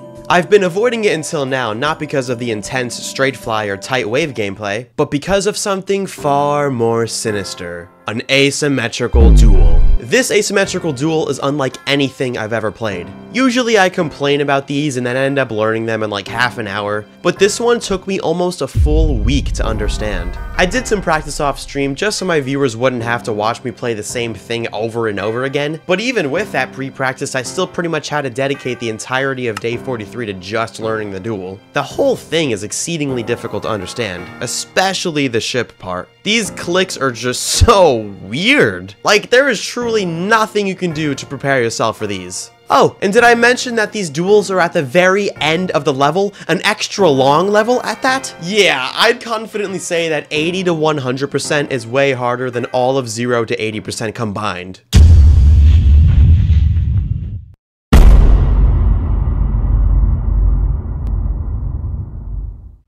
On day 44, we don't talk about day 44. Boom!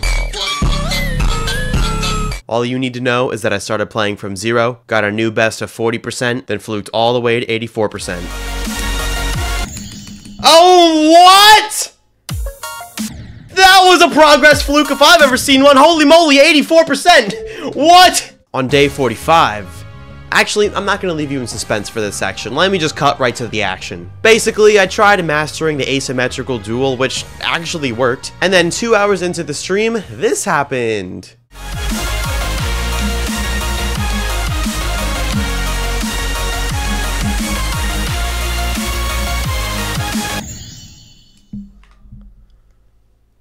What happened?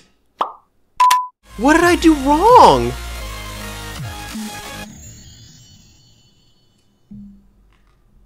Wait, what? I'm confused.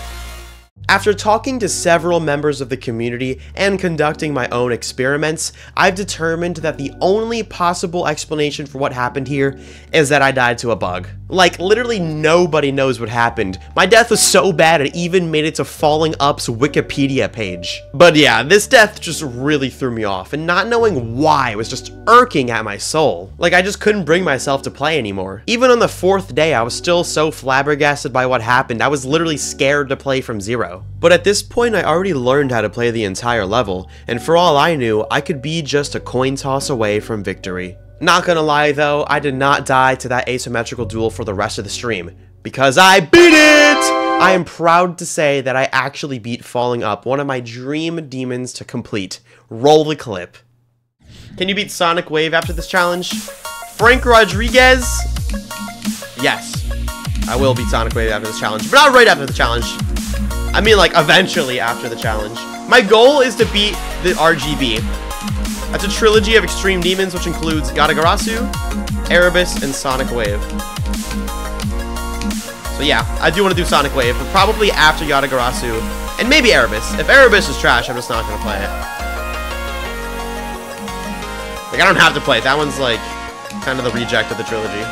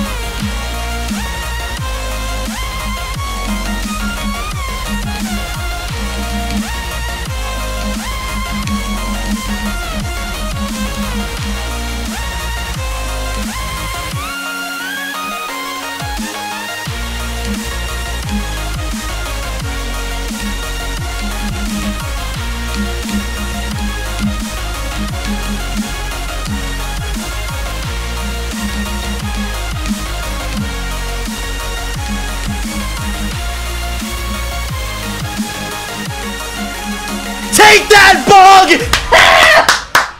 Oh my god, thank you. Thank you for not killing me at 98% again. I would have cried. I would have cried. But no, I'm happy.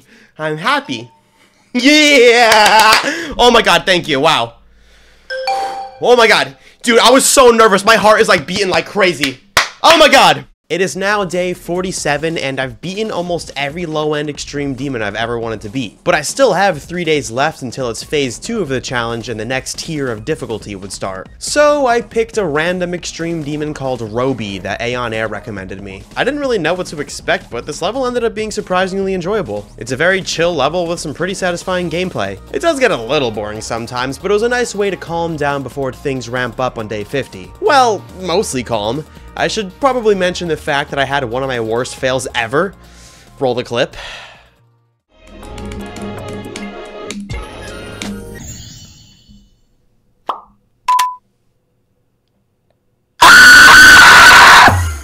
But I beat it later that day, so we're all good.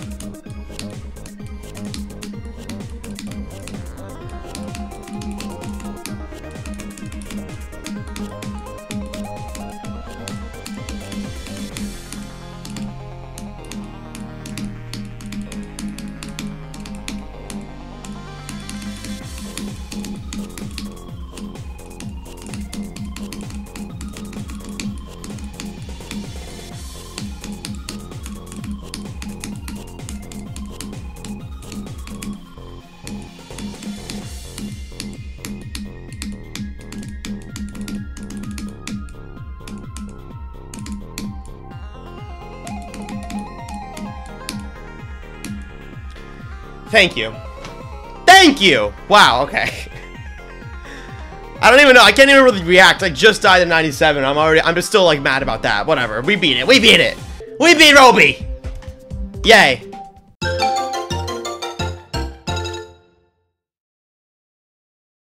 You may have noticed that for the first time during this entire challenge, my reaction to beating it was surprisingly calm, and I think that's because I've reached a point where I've beaten so many entry-level extreme demons that they don't really excite me all that much anymore, especially since I already completed most of the levels I originally wanted to do. It's clear that playing the same difficulty of extreme demon over and over again really just isn't doing much for me anymore. I mean, the secret's out there. I can be an entry-level extreme demon, who knew? So tomorrow, on day 50, everything would change. It was time for phase 2 of the 100 Days of Extreme Demons challenge.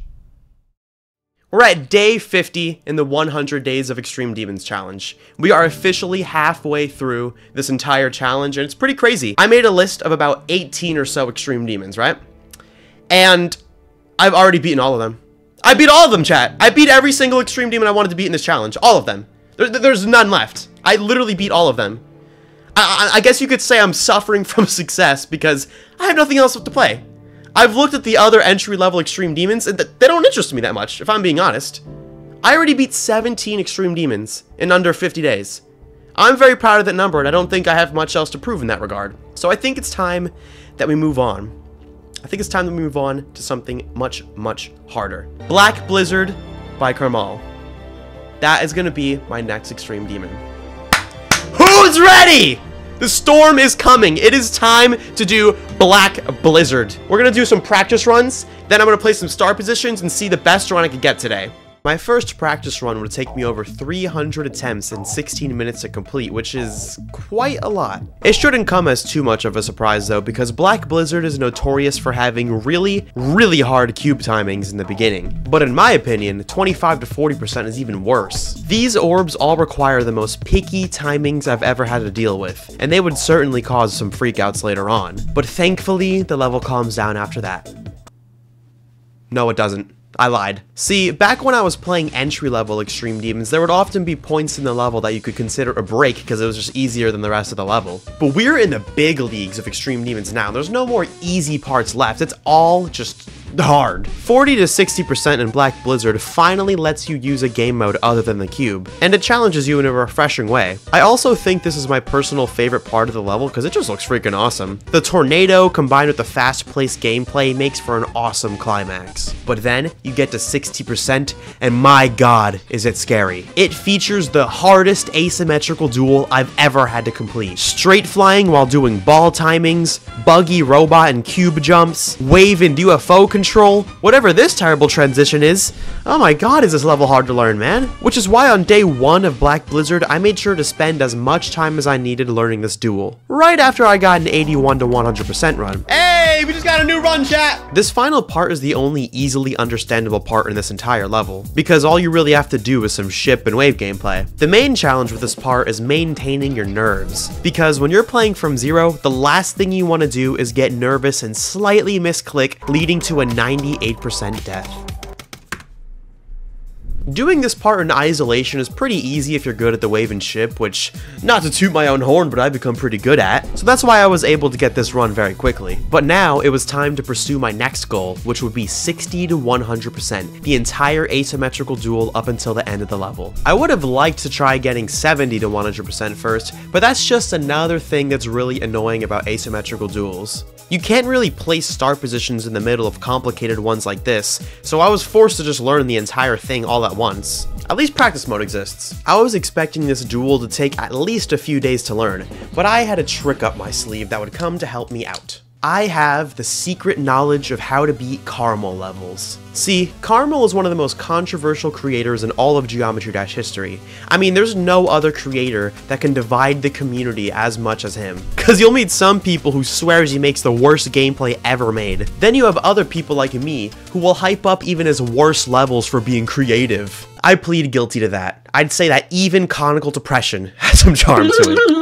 But because of my love for Caramel levels, I've now completed 2 of his extreme demons during this challenge, so I'm very familiar with his style of gameplay. Only a few days ago I mastered the asymmetrical duel in Falling Up, so I was ready to take on the Black Blizzard duel. And now that I've been playing extreme demons for 50 days straight, I'd say that I've become a better player. This duel made way more sense than I expected it to. My brain is just filled with knowledge of how each game mode moves in relation to each other in the duel game mode. So I was learning each click fast and remembering it. The duel does get a lot harder halfway through though, when you have to pace your clicks perfectly to get through this dual ship and ball corridor, then get through the weirdest transition ever. I still don't fully understand this. And finally, get lucky with the robot and cube duel. There isn't a whole lot of skill required for this duel. The cube and robot perform a similar function of just jumping, but they register in the game a lot differently apparently. Weird things can happen, like the cube and robot not hitting orbs the same way, or the robot and cube misaligning while jumping. This leads to a very inconsistent experience, which is not what you want when you're 70% through an extreme demon like this. I kind of just assumed that I was the problem at this point, so I just prayed that I would get lucky when playing from zero and this wouldn't happen. But after an hour and a half, I actually did it. 61 to 1...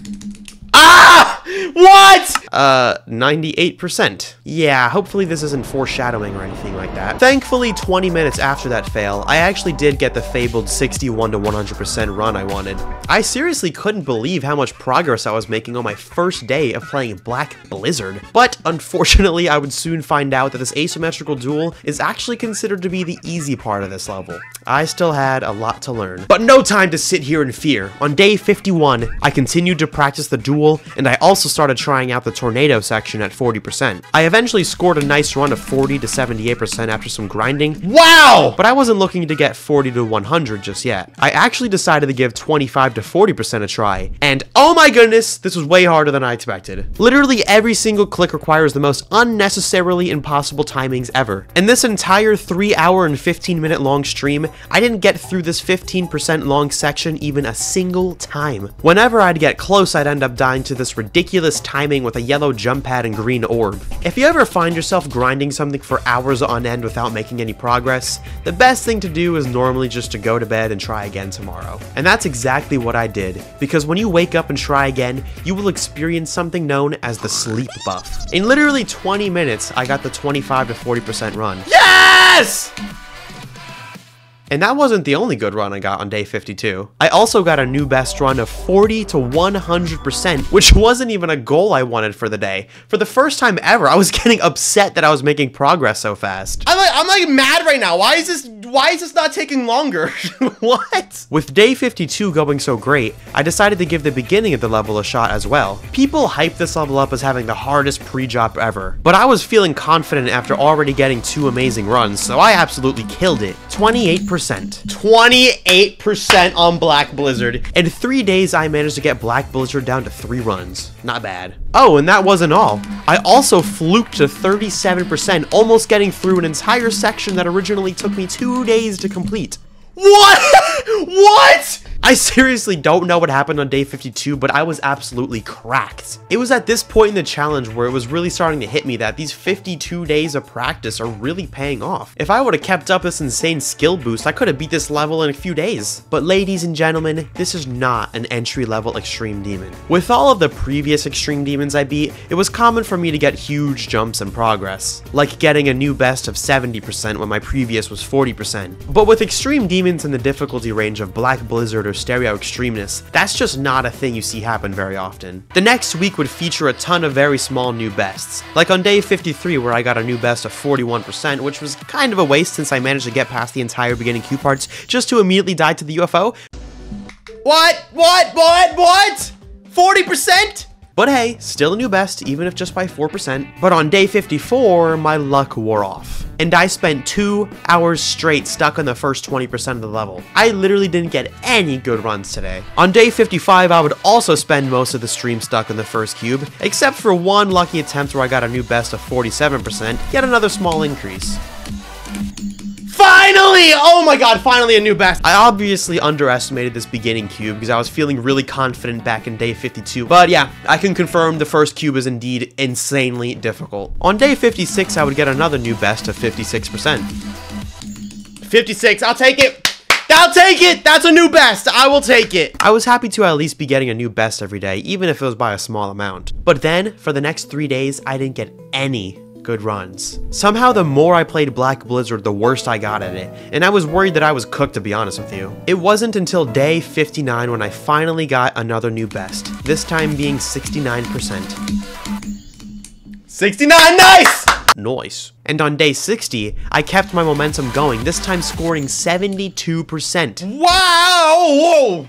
That is a new best! Things were going way too good though, so I had a bad feeling about day 61. I was performing really bad all day, but then literally out of nowhere, I got a new record of 77%. What? What? 77, what?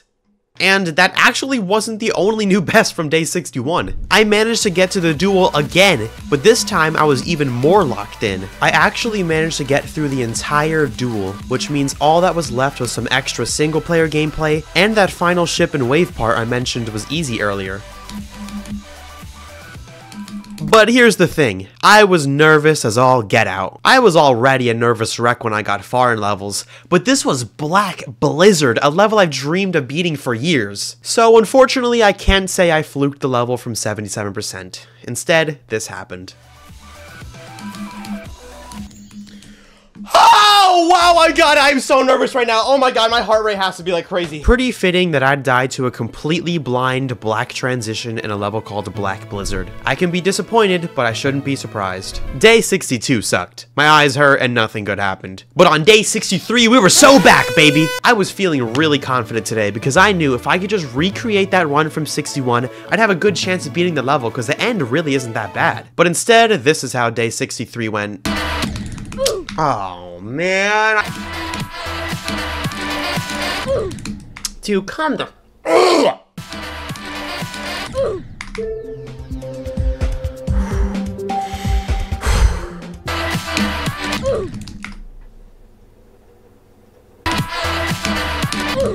My game lagged. Ah!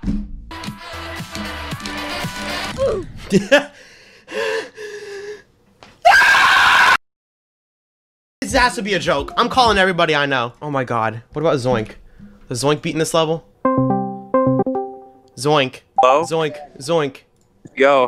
Zoink. Zoink, how do Yeah? have you beaten Black Blizzard, Zoink? No. You haven't? How did you not beat Black Blizzard of all people? Because I don't play easy extremes. You know what? I swear to God, bro. I swear to God, I cannot stand Zoink. Are you serious?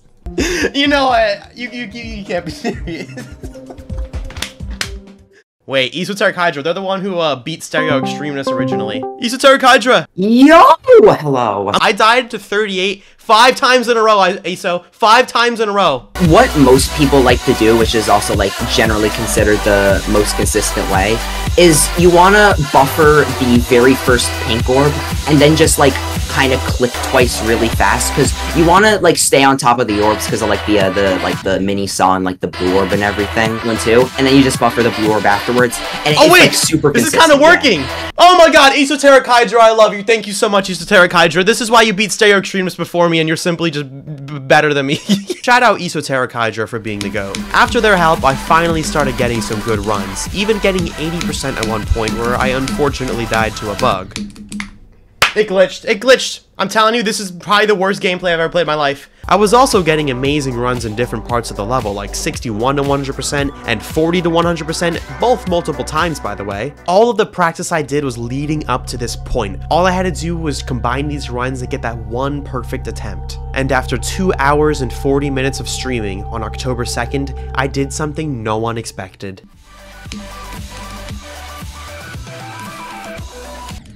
I died to 87% again. I let my nerves get the best of me again. And it's clear that I have an issue with controlling my nerves when I get far in Extreme Demons, because I die to the end of like every one I play. I wish I could offer you guys some valuable advice on like how to control your nerves while playing Extreme Demons, but I honestly don't have any. I need the advice. But unfortunately, people like Zoink were no help either. I guess the solution is you just have to try to stay calm. I honestly don't know. This might just be a genetic thing or something, because I know anxiety is in my family. I don't know. All I could really do is pray I don't die to the 87% transition again, and ideally nothing after that either. Those two 87% deaths kind of killed my confidence, so day 64 wasn't too eventful, to be honest with you. I didn't even get to 40% once. Actually, that's a lie. I did get there one time, but that would be the only time I got there in the entire stream, because I would go on to drop the level because I hate Black Blizzard!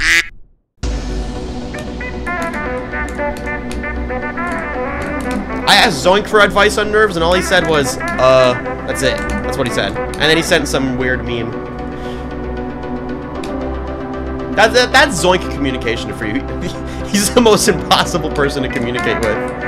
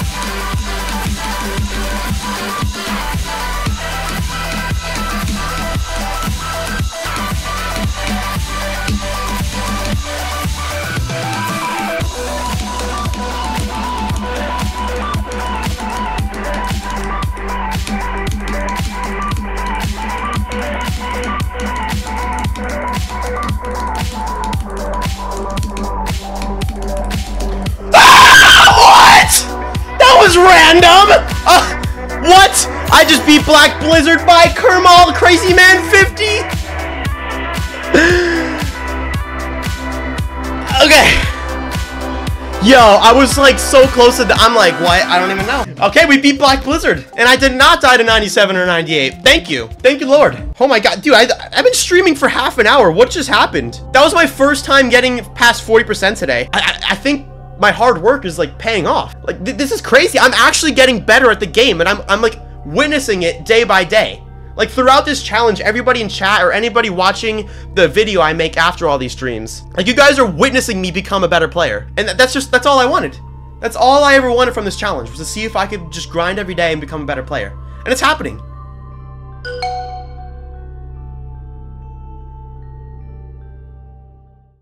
Now, you may be thinking, Vortrox, wouldn't you want to take a break after beating an extreme demon that hard?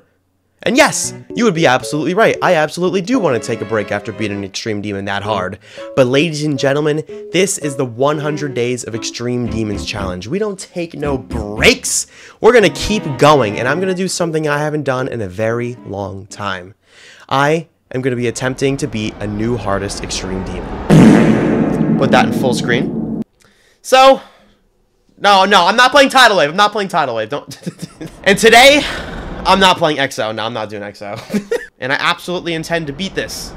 Today is not the day, however. I'm not going to beat Sunset Sandstorm today. Nuh-uh. It would make sense to play, like, maybe Artificial Ascent or something.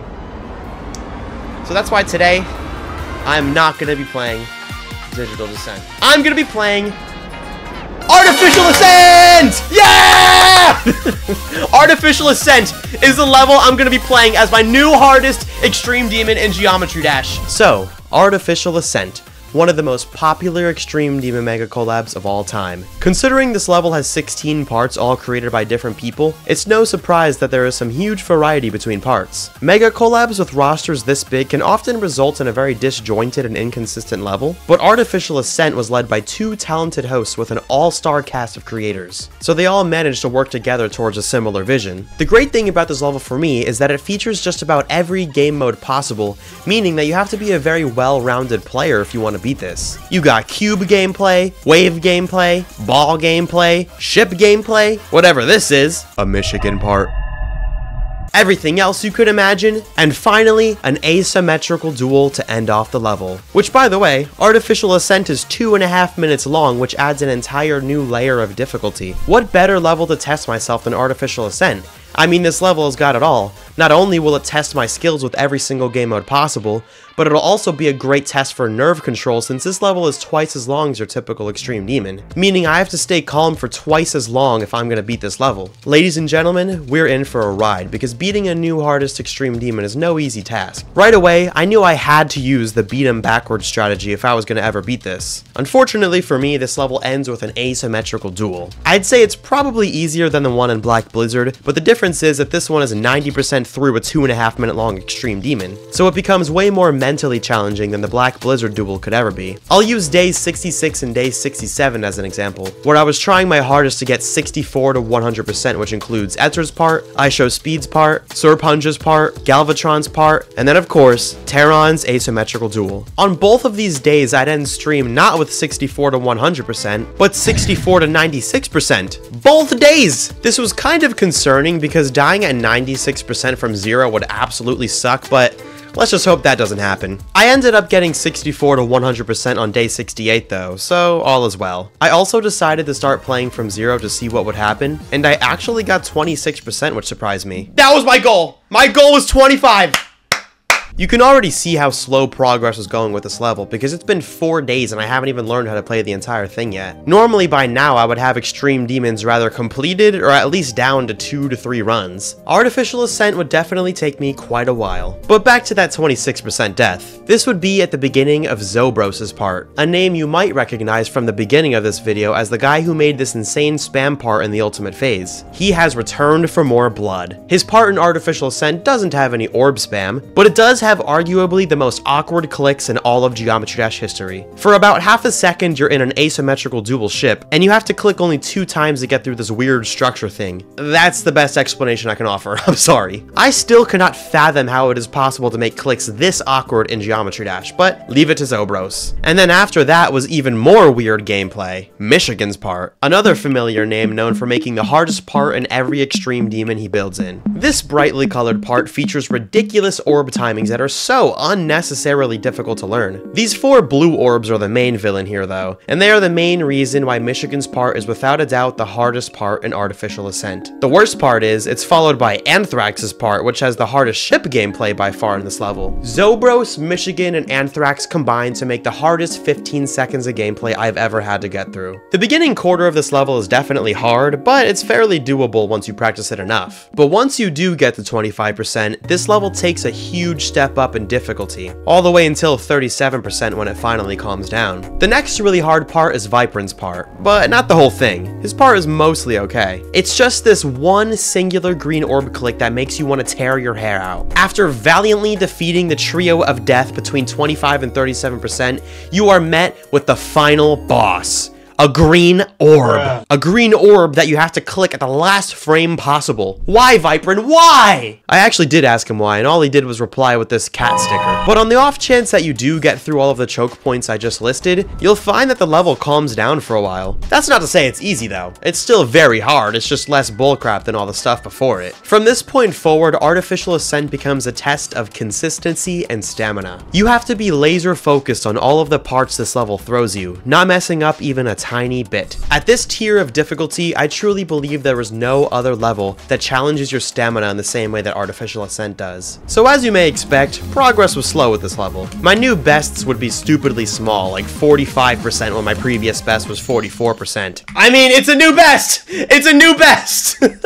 Then a 47% new best, which was on day 73. And day 73 would be when the true excitement started.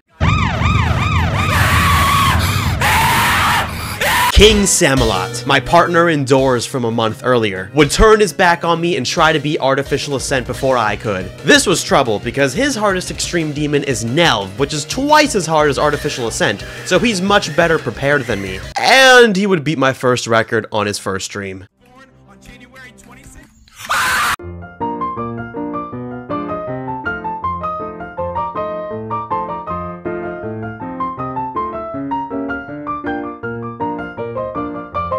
King Samalot got 50... No, he didn't. Hey! Did you just get 59%? You know, I just did a little bit of fluking, you know? I just dude, I don't know what it I don't know. I don't know how, but I came back. Wait, Vortrox, how do you feel about my 59%? I feel very happy for you. I might be cooked. And to make matters worse, another challenger would approach. What? Yo, Vortrox. Okay, we have a new competitor. Nepesta wants to join the private room. Dude, Nepesta's gonna freaking smoke us! You're gonna smoke us! I'm really bad at the game. It's fine. I haven't played normal GD in like a month. You're bad at Geometry Dash. Okay, I believe that, Nepesta. I believe that. Yo, bro. Hi, Vortrox. Hi. Hey. You still alive? Wait, let's lock in. No! Yes! Yes! Really What's good? Goddess part and Goddess part. She's part in Bloodlust. Not Bloodlust! No! Nepesta, why was your icon there? It was like right on top of mine. I couldn't see. Oh really? Mine. On my screen it was. I'm sorry. I'm trolling you. I guess. The atmosphere. It's the atmosphere. No! Well, wait, did you just die at the orb? Yeah, no, you know, bro.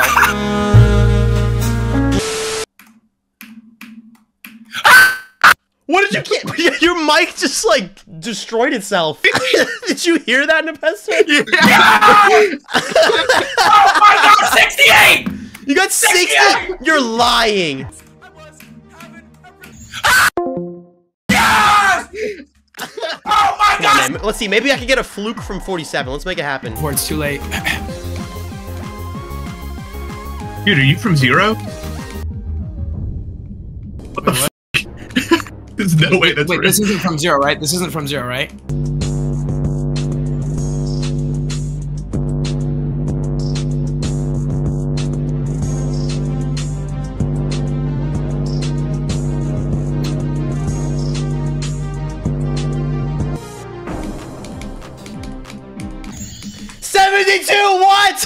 What? Finally!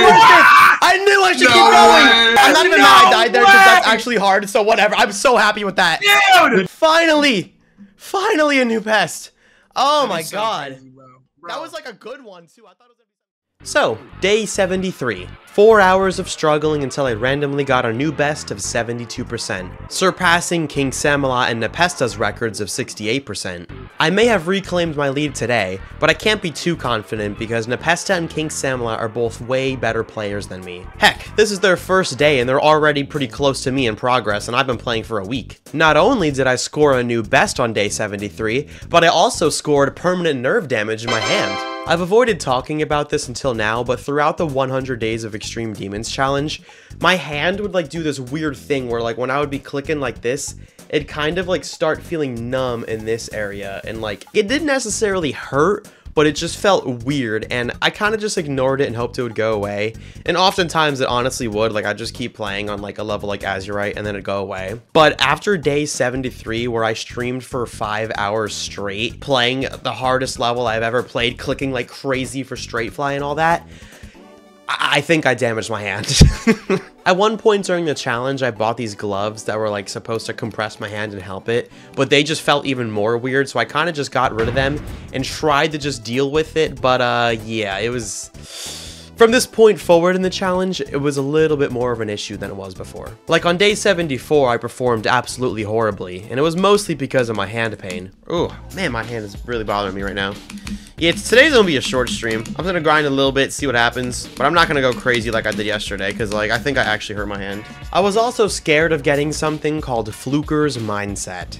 This is when you get a really lucky progress fluke, in my case 72% from my previous best of 47%, and then you just cannot get back there for a very long time, leading you to feel bad about yourself. I wasn't able to get anywhere near the 70% mark again on day 74 or 75, but on day 76 I finally got back to 70%. And then stupidly died at 71. What?! On day 77 I also died at 70%. It's weird, because on this day I also got an amazing run of 28 to 100%, which has literally all of the hardest parts of the level, so I just couldn't grasp why I was unable to do that from 0%. Then on day 78, for the 4th day in a row, I got into the second half of the level only one attempt of the stream, made it to 70%, and then immediately died. Dude. You gotta be kidding me, man. You gotta... Oh my god! Oh my god! Why am I hard stuck here? This was starting to become a daily routine for me. For the last 4 days, I would begin the stream by just grinding each part individually to make sure I knew how to do everything. Then I would start playing from 0 and mostly die to Michigan's part or the 41% green orb. And then there would always be exactly one attempt where I'd amazingly pass everything, breeze through Nazgub and Abstract Dark, then die at specifically 70%. Let me just write down how many times I got in the same freaking attempts. Right here. That's 4 deaths in the exact same 1 second long part in a 2.5 minute long level. You can't be serious anymore. This is starting to become a joke. This is actually starting to become a joke, and it's starting to piss me the hell off. I just don't get it. Every single day it's the same thing. It's becoming so repetitive. And you may have noticed a lack of King Samalot and Nepesta since day 73, and that's because they just haven't been playing anymore. I don't know why. I guess it's because they had the freedom of taking a break from playing the same level over and over and over again. But me, I'm in the 100 Days of Extreme Demons challenge. I don't got no time for breaks. However, on day 79, King Samalot did return, but neither of us got any new best that day. So we decided to settle it over a game of Are You Smarter Than a 5th Grader? Where he lost at the 3rd grader question. I'm just gonna assume a word like that has to have 2. A word like that has to have 2 M's. The answer. Surely. Well, right? The right answer is... If you get the wrong No! Did you fail? Dang it! Ah! Yo, you're not even smarter than a 3rd grader, King Samalot! Are you serious? Bro, chat, look at this. We're pulling up his stream right now, bro. Ah! Look at that! He is not smarter than a 5th grader, not even a 3rd grader! Failure! But me, being the absolute 900 IQ genius I am, made it all the way to the 6th grader question. Who is most likely the subject of a hagiography? Oh, what? My gosh. No! What is that? A criminal. A hagiography? I've never heard of that in my life. Well, if it's an ography, it's like a story, like a biography or something. My gut is saying someone anonymous. Anonymous! We are Legion. Come on, man. Come on. So come on. the real answer come on. is... Ah! You got it! Good Try. That wasn't the right answer. Well, I failed. I mean, come on, who knows the answer to that? On day 80, I didn't even manage to get to the second half of the level, so no 70% deaths here. On day 81, I also didn't get to the second half. I completely fell off, bro. On day 82, I crashed out. If you guess it's because I died to 72% again, you would be correct. Only this was What just happened to you? You good? I can't do it with this level anymore! I swear to God, everything I do fails! I'm not doing this today, I'm not For the 5th time, I died at 70% without getting a new best. I seriously don't even understand why, because it's not like there's a choke point at 70%. I'm just so unlucky, like insanely unlucky right now. This is by far the worst case of mind block I've ever had in my 9 years of Geometry Dash. Because I know I'm capable of getting through this part. I've gotten 70 to 100% a million times, but I just can't do that from 0 for some reason. So that takes us now to day 83. It's officially been 10 days since my record of 72%. I am incredibly thankful that King Samalot and Nepesta have not been grinding as much as I have, because they certainly would have beaten it by now. I was having some serious bad luck. But come on, 10 days was enough. Yes, I finally got past 72%. I called it, I knew it was gonna be 78, but oh my God, thank you, please, thank you. Oh my God, I'm not even mad. I'm so happy I finally got past 72. Oh my God, thank you. What a relief. This concluded the 10-day streak of mind block I had in Artificial Ascent, potentially one of the worst experiences I've ever had with Geometry Dash. The smart thing to do when you have a mind block experience like this is literally just take a day off and let your brain recuperate, and then wake up the next day and you'll probably end up doing better. But unfortunately, being in a challenge where I'm supposed to be streaming every single day for 100 days means that I cannot take any days off. So yeah, I could not do that. I wasn't gonna break that streak over some bad luck on Artificial Ascent, so I did what I had to do and I just kept on grinding. Now that I overcame that 72% mind block, my only goal is to beat the level. During that 10-day time period of me not getting past 72% from 0, I did a crap ton of practice on 70 to 100%. I was basically an expert at this point, and I knew if I could just get there again that I'd have a good chance of beating the level. And 2 days later, it happened.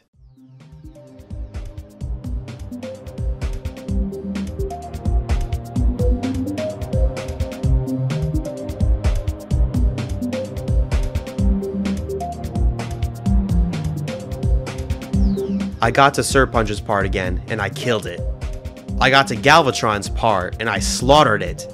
And by some miracle, I made it all the way to Terron, the final part in Artificial Ascent. This was my chance to prove myself, to prove that I could be a new hardest Extreme Demon, to prove that I could survive the 100 Days of Extreme Demons challenge. But sometimes, the universe has other plans.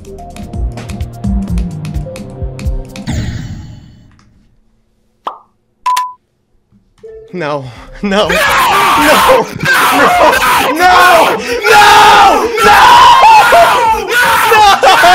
You gotta be kidding me! You gotta be kidding me! You gotta be kidding me!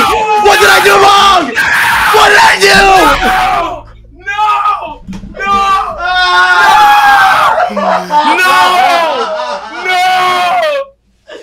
Dad, it's over! Dad, are you kidding me? Dad, save Rip Vortrox! Rip Vortrox! Say Rip What did I do wrong, man? I did everything right! Rip Vortrox! I did everything right! What's going on? Vortrox, my whole family is in my room right now. Bro, King Samafam. King Samafam. Yes, Mom, talk to him. King Mamalot, I just died to 96%. He just died at 96. Wait, she's putting on the headphones. Wait, have you gotten to 96 before? No, this is my first time ever getting this far ever. That's a celebration. That is a celebration. You know what? You know what? You're right, King Mamalot. You are right, King Mamalot. You're right. King Samalot's mom had a good point. I shouldn't view this as a failure. Instead, I should view it as progress. I didn't fail at 96%. I made it to 96%. I am only 3 clicks away from beating a new personal hardest Extreme Demon. If I could get 96%, I could get 100%. All I had to do was keep on grinding. So on day 86, I did just that. I kept on grinding. Unfortunately, I wasn't performing as well as I would have liked. I was getting scared that this would be another Phobos 92 incident. On June 6th, 2024, I had a personal best record of 76% on an extreme demon called Phobos, when randomly I fluked all the way to the final part of the level. And, as many of you know, I did not beat Phobos that day. Instead, this happened.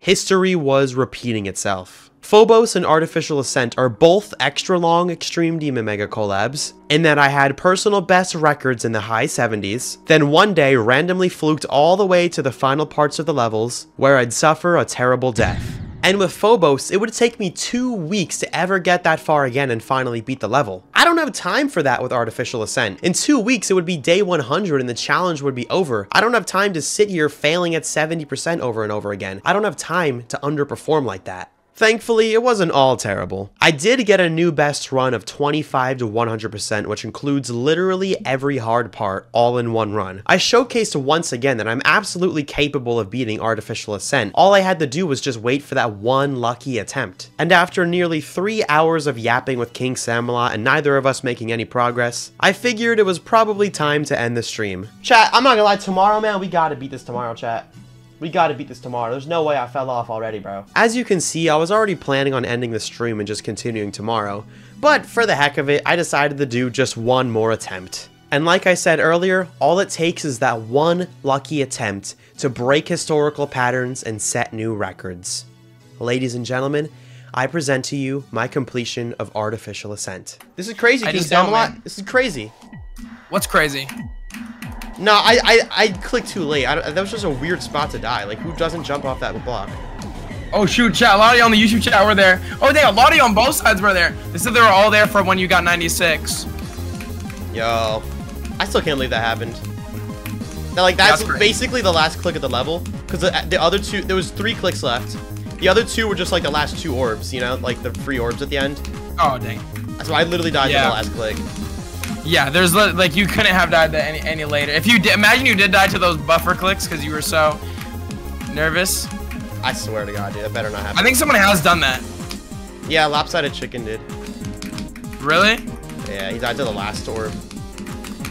I don't know. Was he just that nervous? Yeah, wait, am I locked in?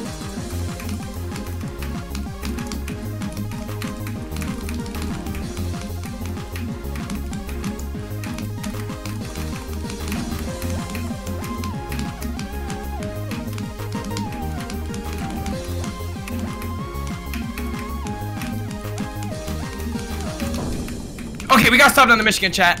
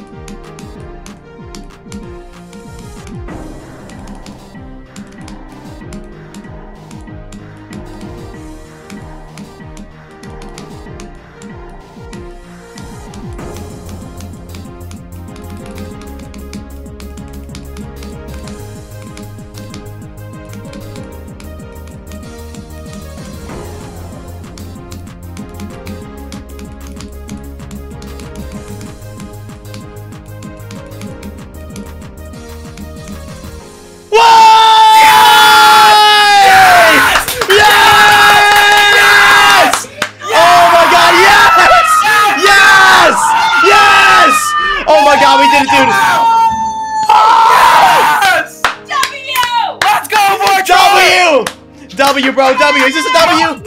I don't know, bro. Yo. Oh my God. Why did it? How? That was so random. Dude, didn't you literally call it? Like, what in the world? That was so random.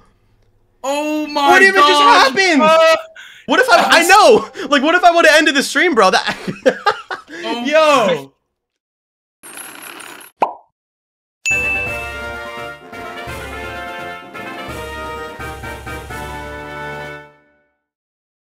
Now you may be wondering, how can I possibly top Artificial Ascent? It's one of the most popular extreme demons of all time that now holds the title as my personal #1 hardest extreme demon completion. What could I possibly do that would live up to the hype that this 100 days challenge has been setting up? Well, ladies and gentlemen, you're in for a surprise. This next extreme demon is arguably one of the most best extreme demons of all time. It's a widely loved and highly regarded level that Conical Depression by Caramel. I'm not joking this time. This is actually the one I'm going to be playing.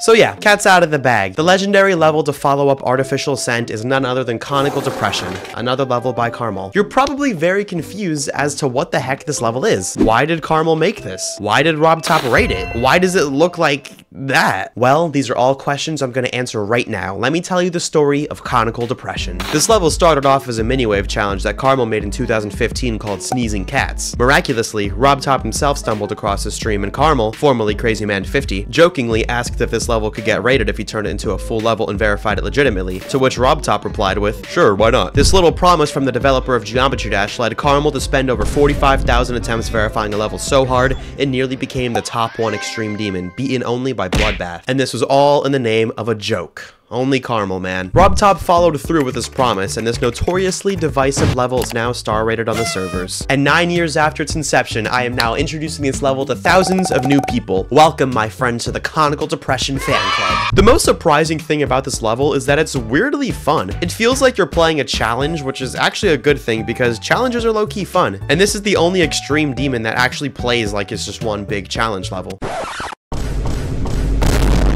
Well, maybe not the only one. The beginning is kind of unfair at times, but once you get to the drop, this level unironically becomes one of the most satisfying extreme demons of all time. I promise I'm not trying to glaze, this level is just really fun to play through. And to my surprise, I managed to get an insane run of 34 to 100% on my first day of playing this level.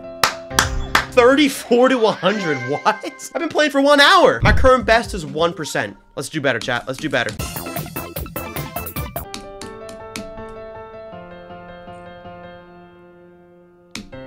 Bro, what? That was a fluke from 1%!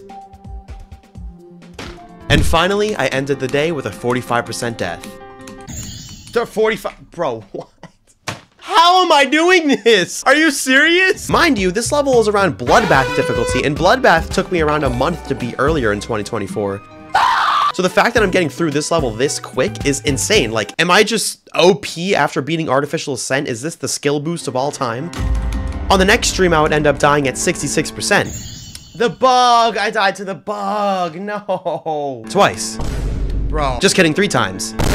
Dude, come on. Yeah, I'd say this is the only flaw of the level. This section at 66% is kind of bugged on any refresh rate above 60 Hz. And realistically, in the year 2024 or 2025, whenever you're watching this, nobody's playing on 60 Hz anymore. The main thing you can do is try to find a specific click pattern that works for you. But it took me 3 deaths to realize that I probably should have been doing that from the start. But yeah, it was too late.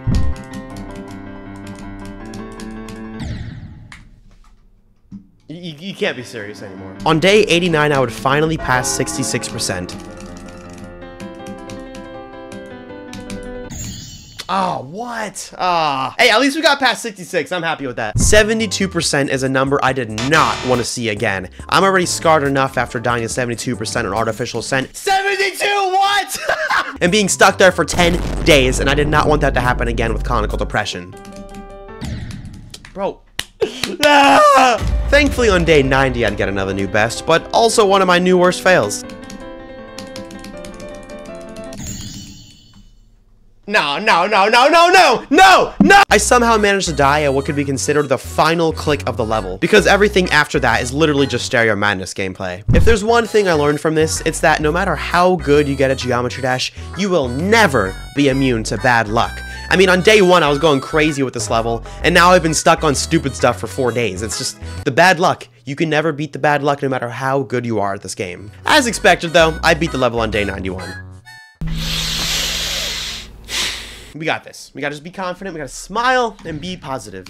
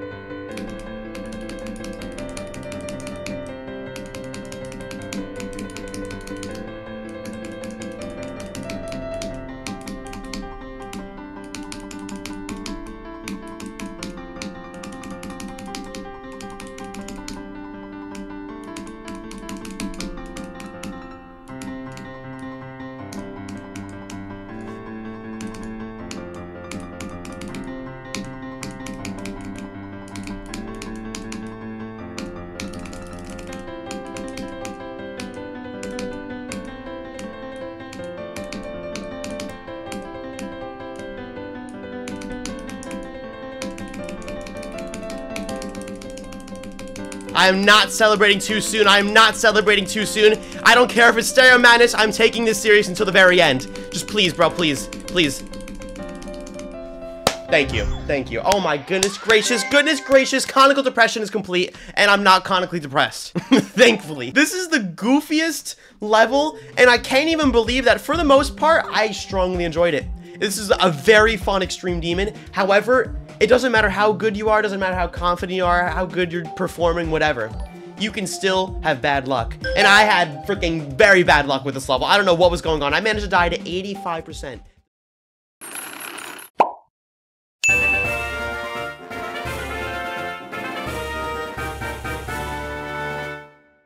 Now that we're over 90 days through this challenge, I had just one more level I really wanted to test my new skills with. People were calling me crazy for doing this, but I'm just gonna say it. I started playing Stereo Extremeness to end off the 100 days challenge. But Vortrox, didn't you already beat this? Yes, and that's exactly why I'm doing it again. Stereo Extremeness was my first ever Extreme Demon completion, and it took me 55,129 attempts and 4 months of grinding to beat it. Am I dreaming? Since then, I've beaten an additional 24 Extreme Demons, 20 of which were in the last 91 days. And as the possible finale to this challenge, I wanted to go back to my first Extreme Demon completion, test my new skills, and see how fast I could potentially rebeat it. But to switch things up, I'm gonna be beating the level without getting the coins. That way I can experience the level a little bit differently. This change is most noticeable with the third coin, where instead of doing the coin route like I already have, I will instead be doing the normal route, which is pretty much the same amount of straight fly, except now I have to do wave consistency at the very end of the level. And y'all know I'm not good at the wave game mode, so honestly this might be even harder than the coin route. And you may be wondering, Vortrox, how do you know you can beat a level in under 1 week when it took you 4 months to beat it previously? And that's the funny thing, I don't! But after beating 21 Extreme Demons in the last 91 days, I feel confident in my new abilities that I can give this a go and hopefully beat it by the end of day 100. I really did not have time to waste though, so I immediately started refreshing my memory with each part of the level. And similar to what happened with Welcome to GD News earlier in this video, I actually remembered how to play almost everything despite not touching it for a full year. And in under 1 hour, I got an insane run of 34 to 94%. No, that was 34 to 94, hello? That was just casually 60% of the level. So then I started playing from zero. I really didn't expect to make much progress on the first day, but I'll let the clips speak for themselves. What the heck? Okay, there we go, 20, what? 33%, what? 37, like how is this even real, bro? 53. Are we serious right now? 53% on the first day of my return to Stereo Extremeness. Not bad at all, right? Well, what if I told you those were only half of the new bests I got this day? Are we serious? What? I'm not even mad, I'm just... How did I... 78? I mean, what? Hello, okay, 86. What? What? Oh, why did I do that? Oh, that was stupid. Yeah, 89% on my first day of revisiting Stereo Extremeness. I thought I'd be lucky to get like any good runs at all and maybe beat the level by day 100, but in 1 day I was 89% through the level? Like what? But guys, you should know by now, I am potentially the most unlucky Geometry Dash player of all time. I did not keep up that consistency at all. On day 93, day 94, oh, what? And day 95, I did not get that far ever again. Oh, what? Oh my god. You know, I can't do this. No, let me keep playing, No, you know what? If I'm not having fun, why am I putting myself through this? So I'm gonna just take a break. I'm not feeling it today. I don't know what it is. I seriously don't know what was going on during day 92, because normally 92 is my unlucky number, but for some reason on day 92 of this challenge, I was potentially the most cracked I've ever been in my entire Geometry Dash career. And you aren't gonna believe this. On day 96, when I finally did get that far again, the ghost of Stereo Extremeness's past visited me. 92.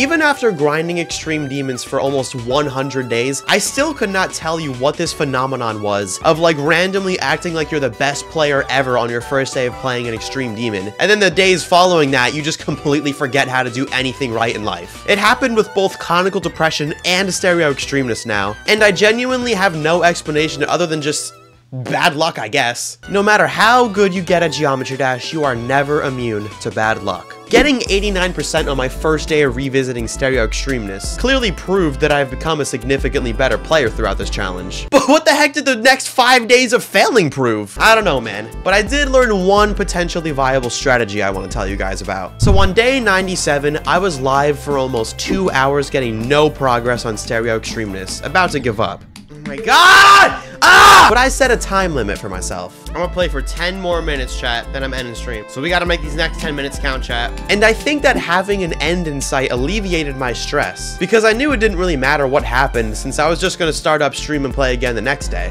I think that this lack of stress helped clear my mind. Well, that's my 4th time dying there today at that exact click. Love that. Just love that, man. Because literally in the very last minute of that stream, I beat the level. And this isn't the only time this happened either. Back when I was playing Artificial Ascent, I was about to end the stream the day I beat the level, but then I was like, let me just do one more attempt, why not? And then I went and freaking beat the level that attempt.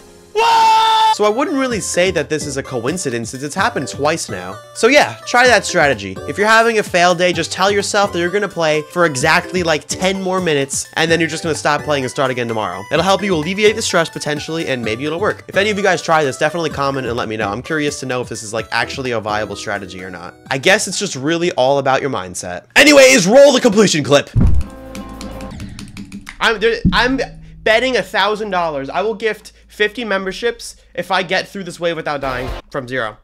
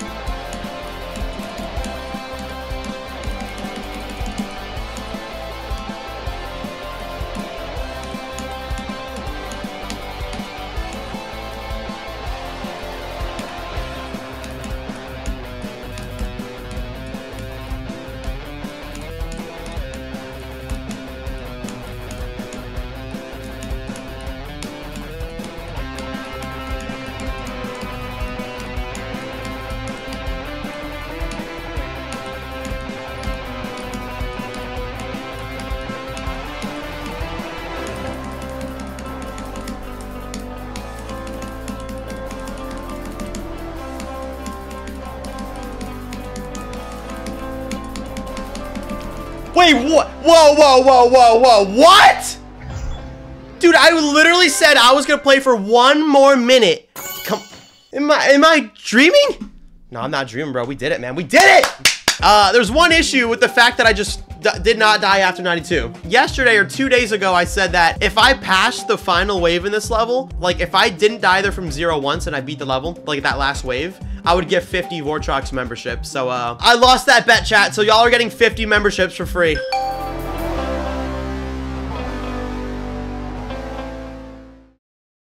So, Stereo Extremeness was kind of meant to be like the cool finale level, like the big plot twist at the end of the challenge, ending off where I originally started with my Extreme Demon journey. But I beat it with 3 days to spare, and that's obviously not enough time to pick up another cool, hard Extreme Demon, but I did start playing Red World Rebirth by Riot. You probably remember Red World as the second Extreme Demon I beat during this challenge, and I beat it in 1 day, so I figured there's no way I can't beat Red World Rebirth similarly as fast. It's just Red World, but rebirthed.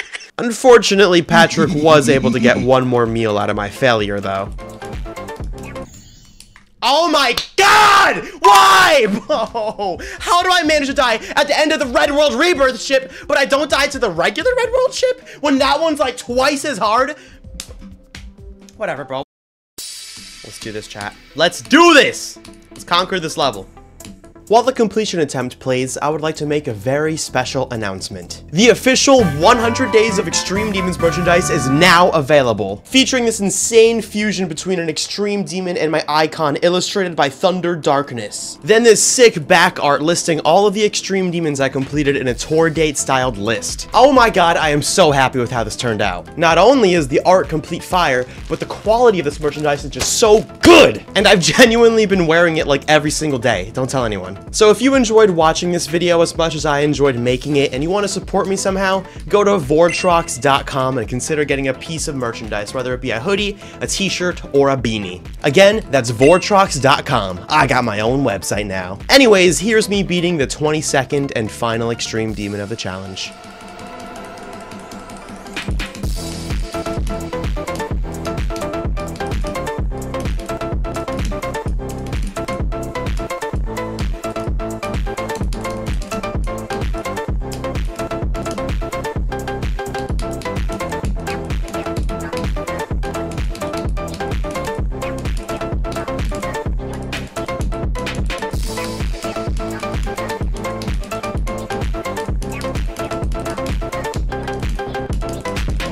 Yes! Yes! Red World Rebirth complete on day 99 of the challenge. The final Extreme Demon is complete. We did it, man. We did it. Red World Rebirth is officially complete.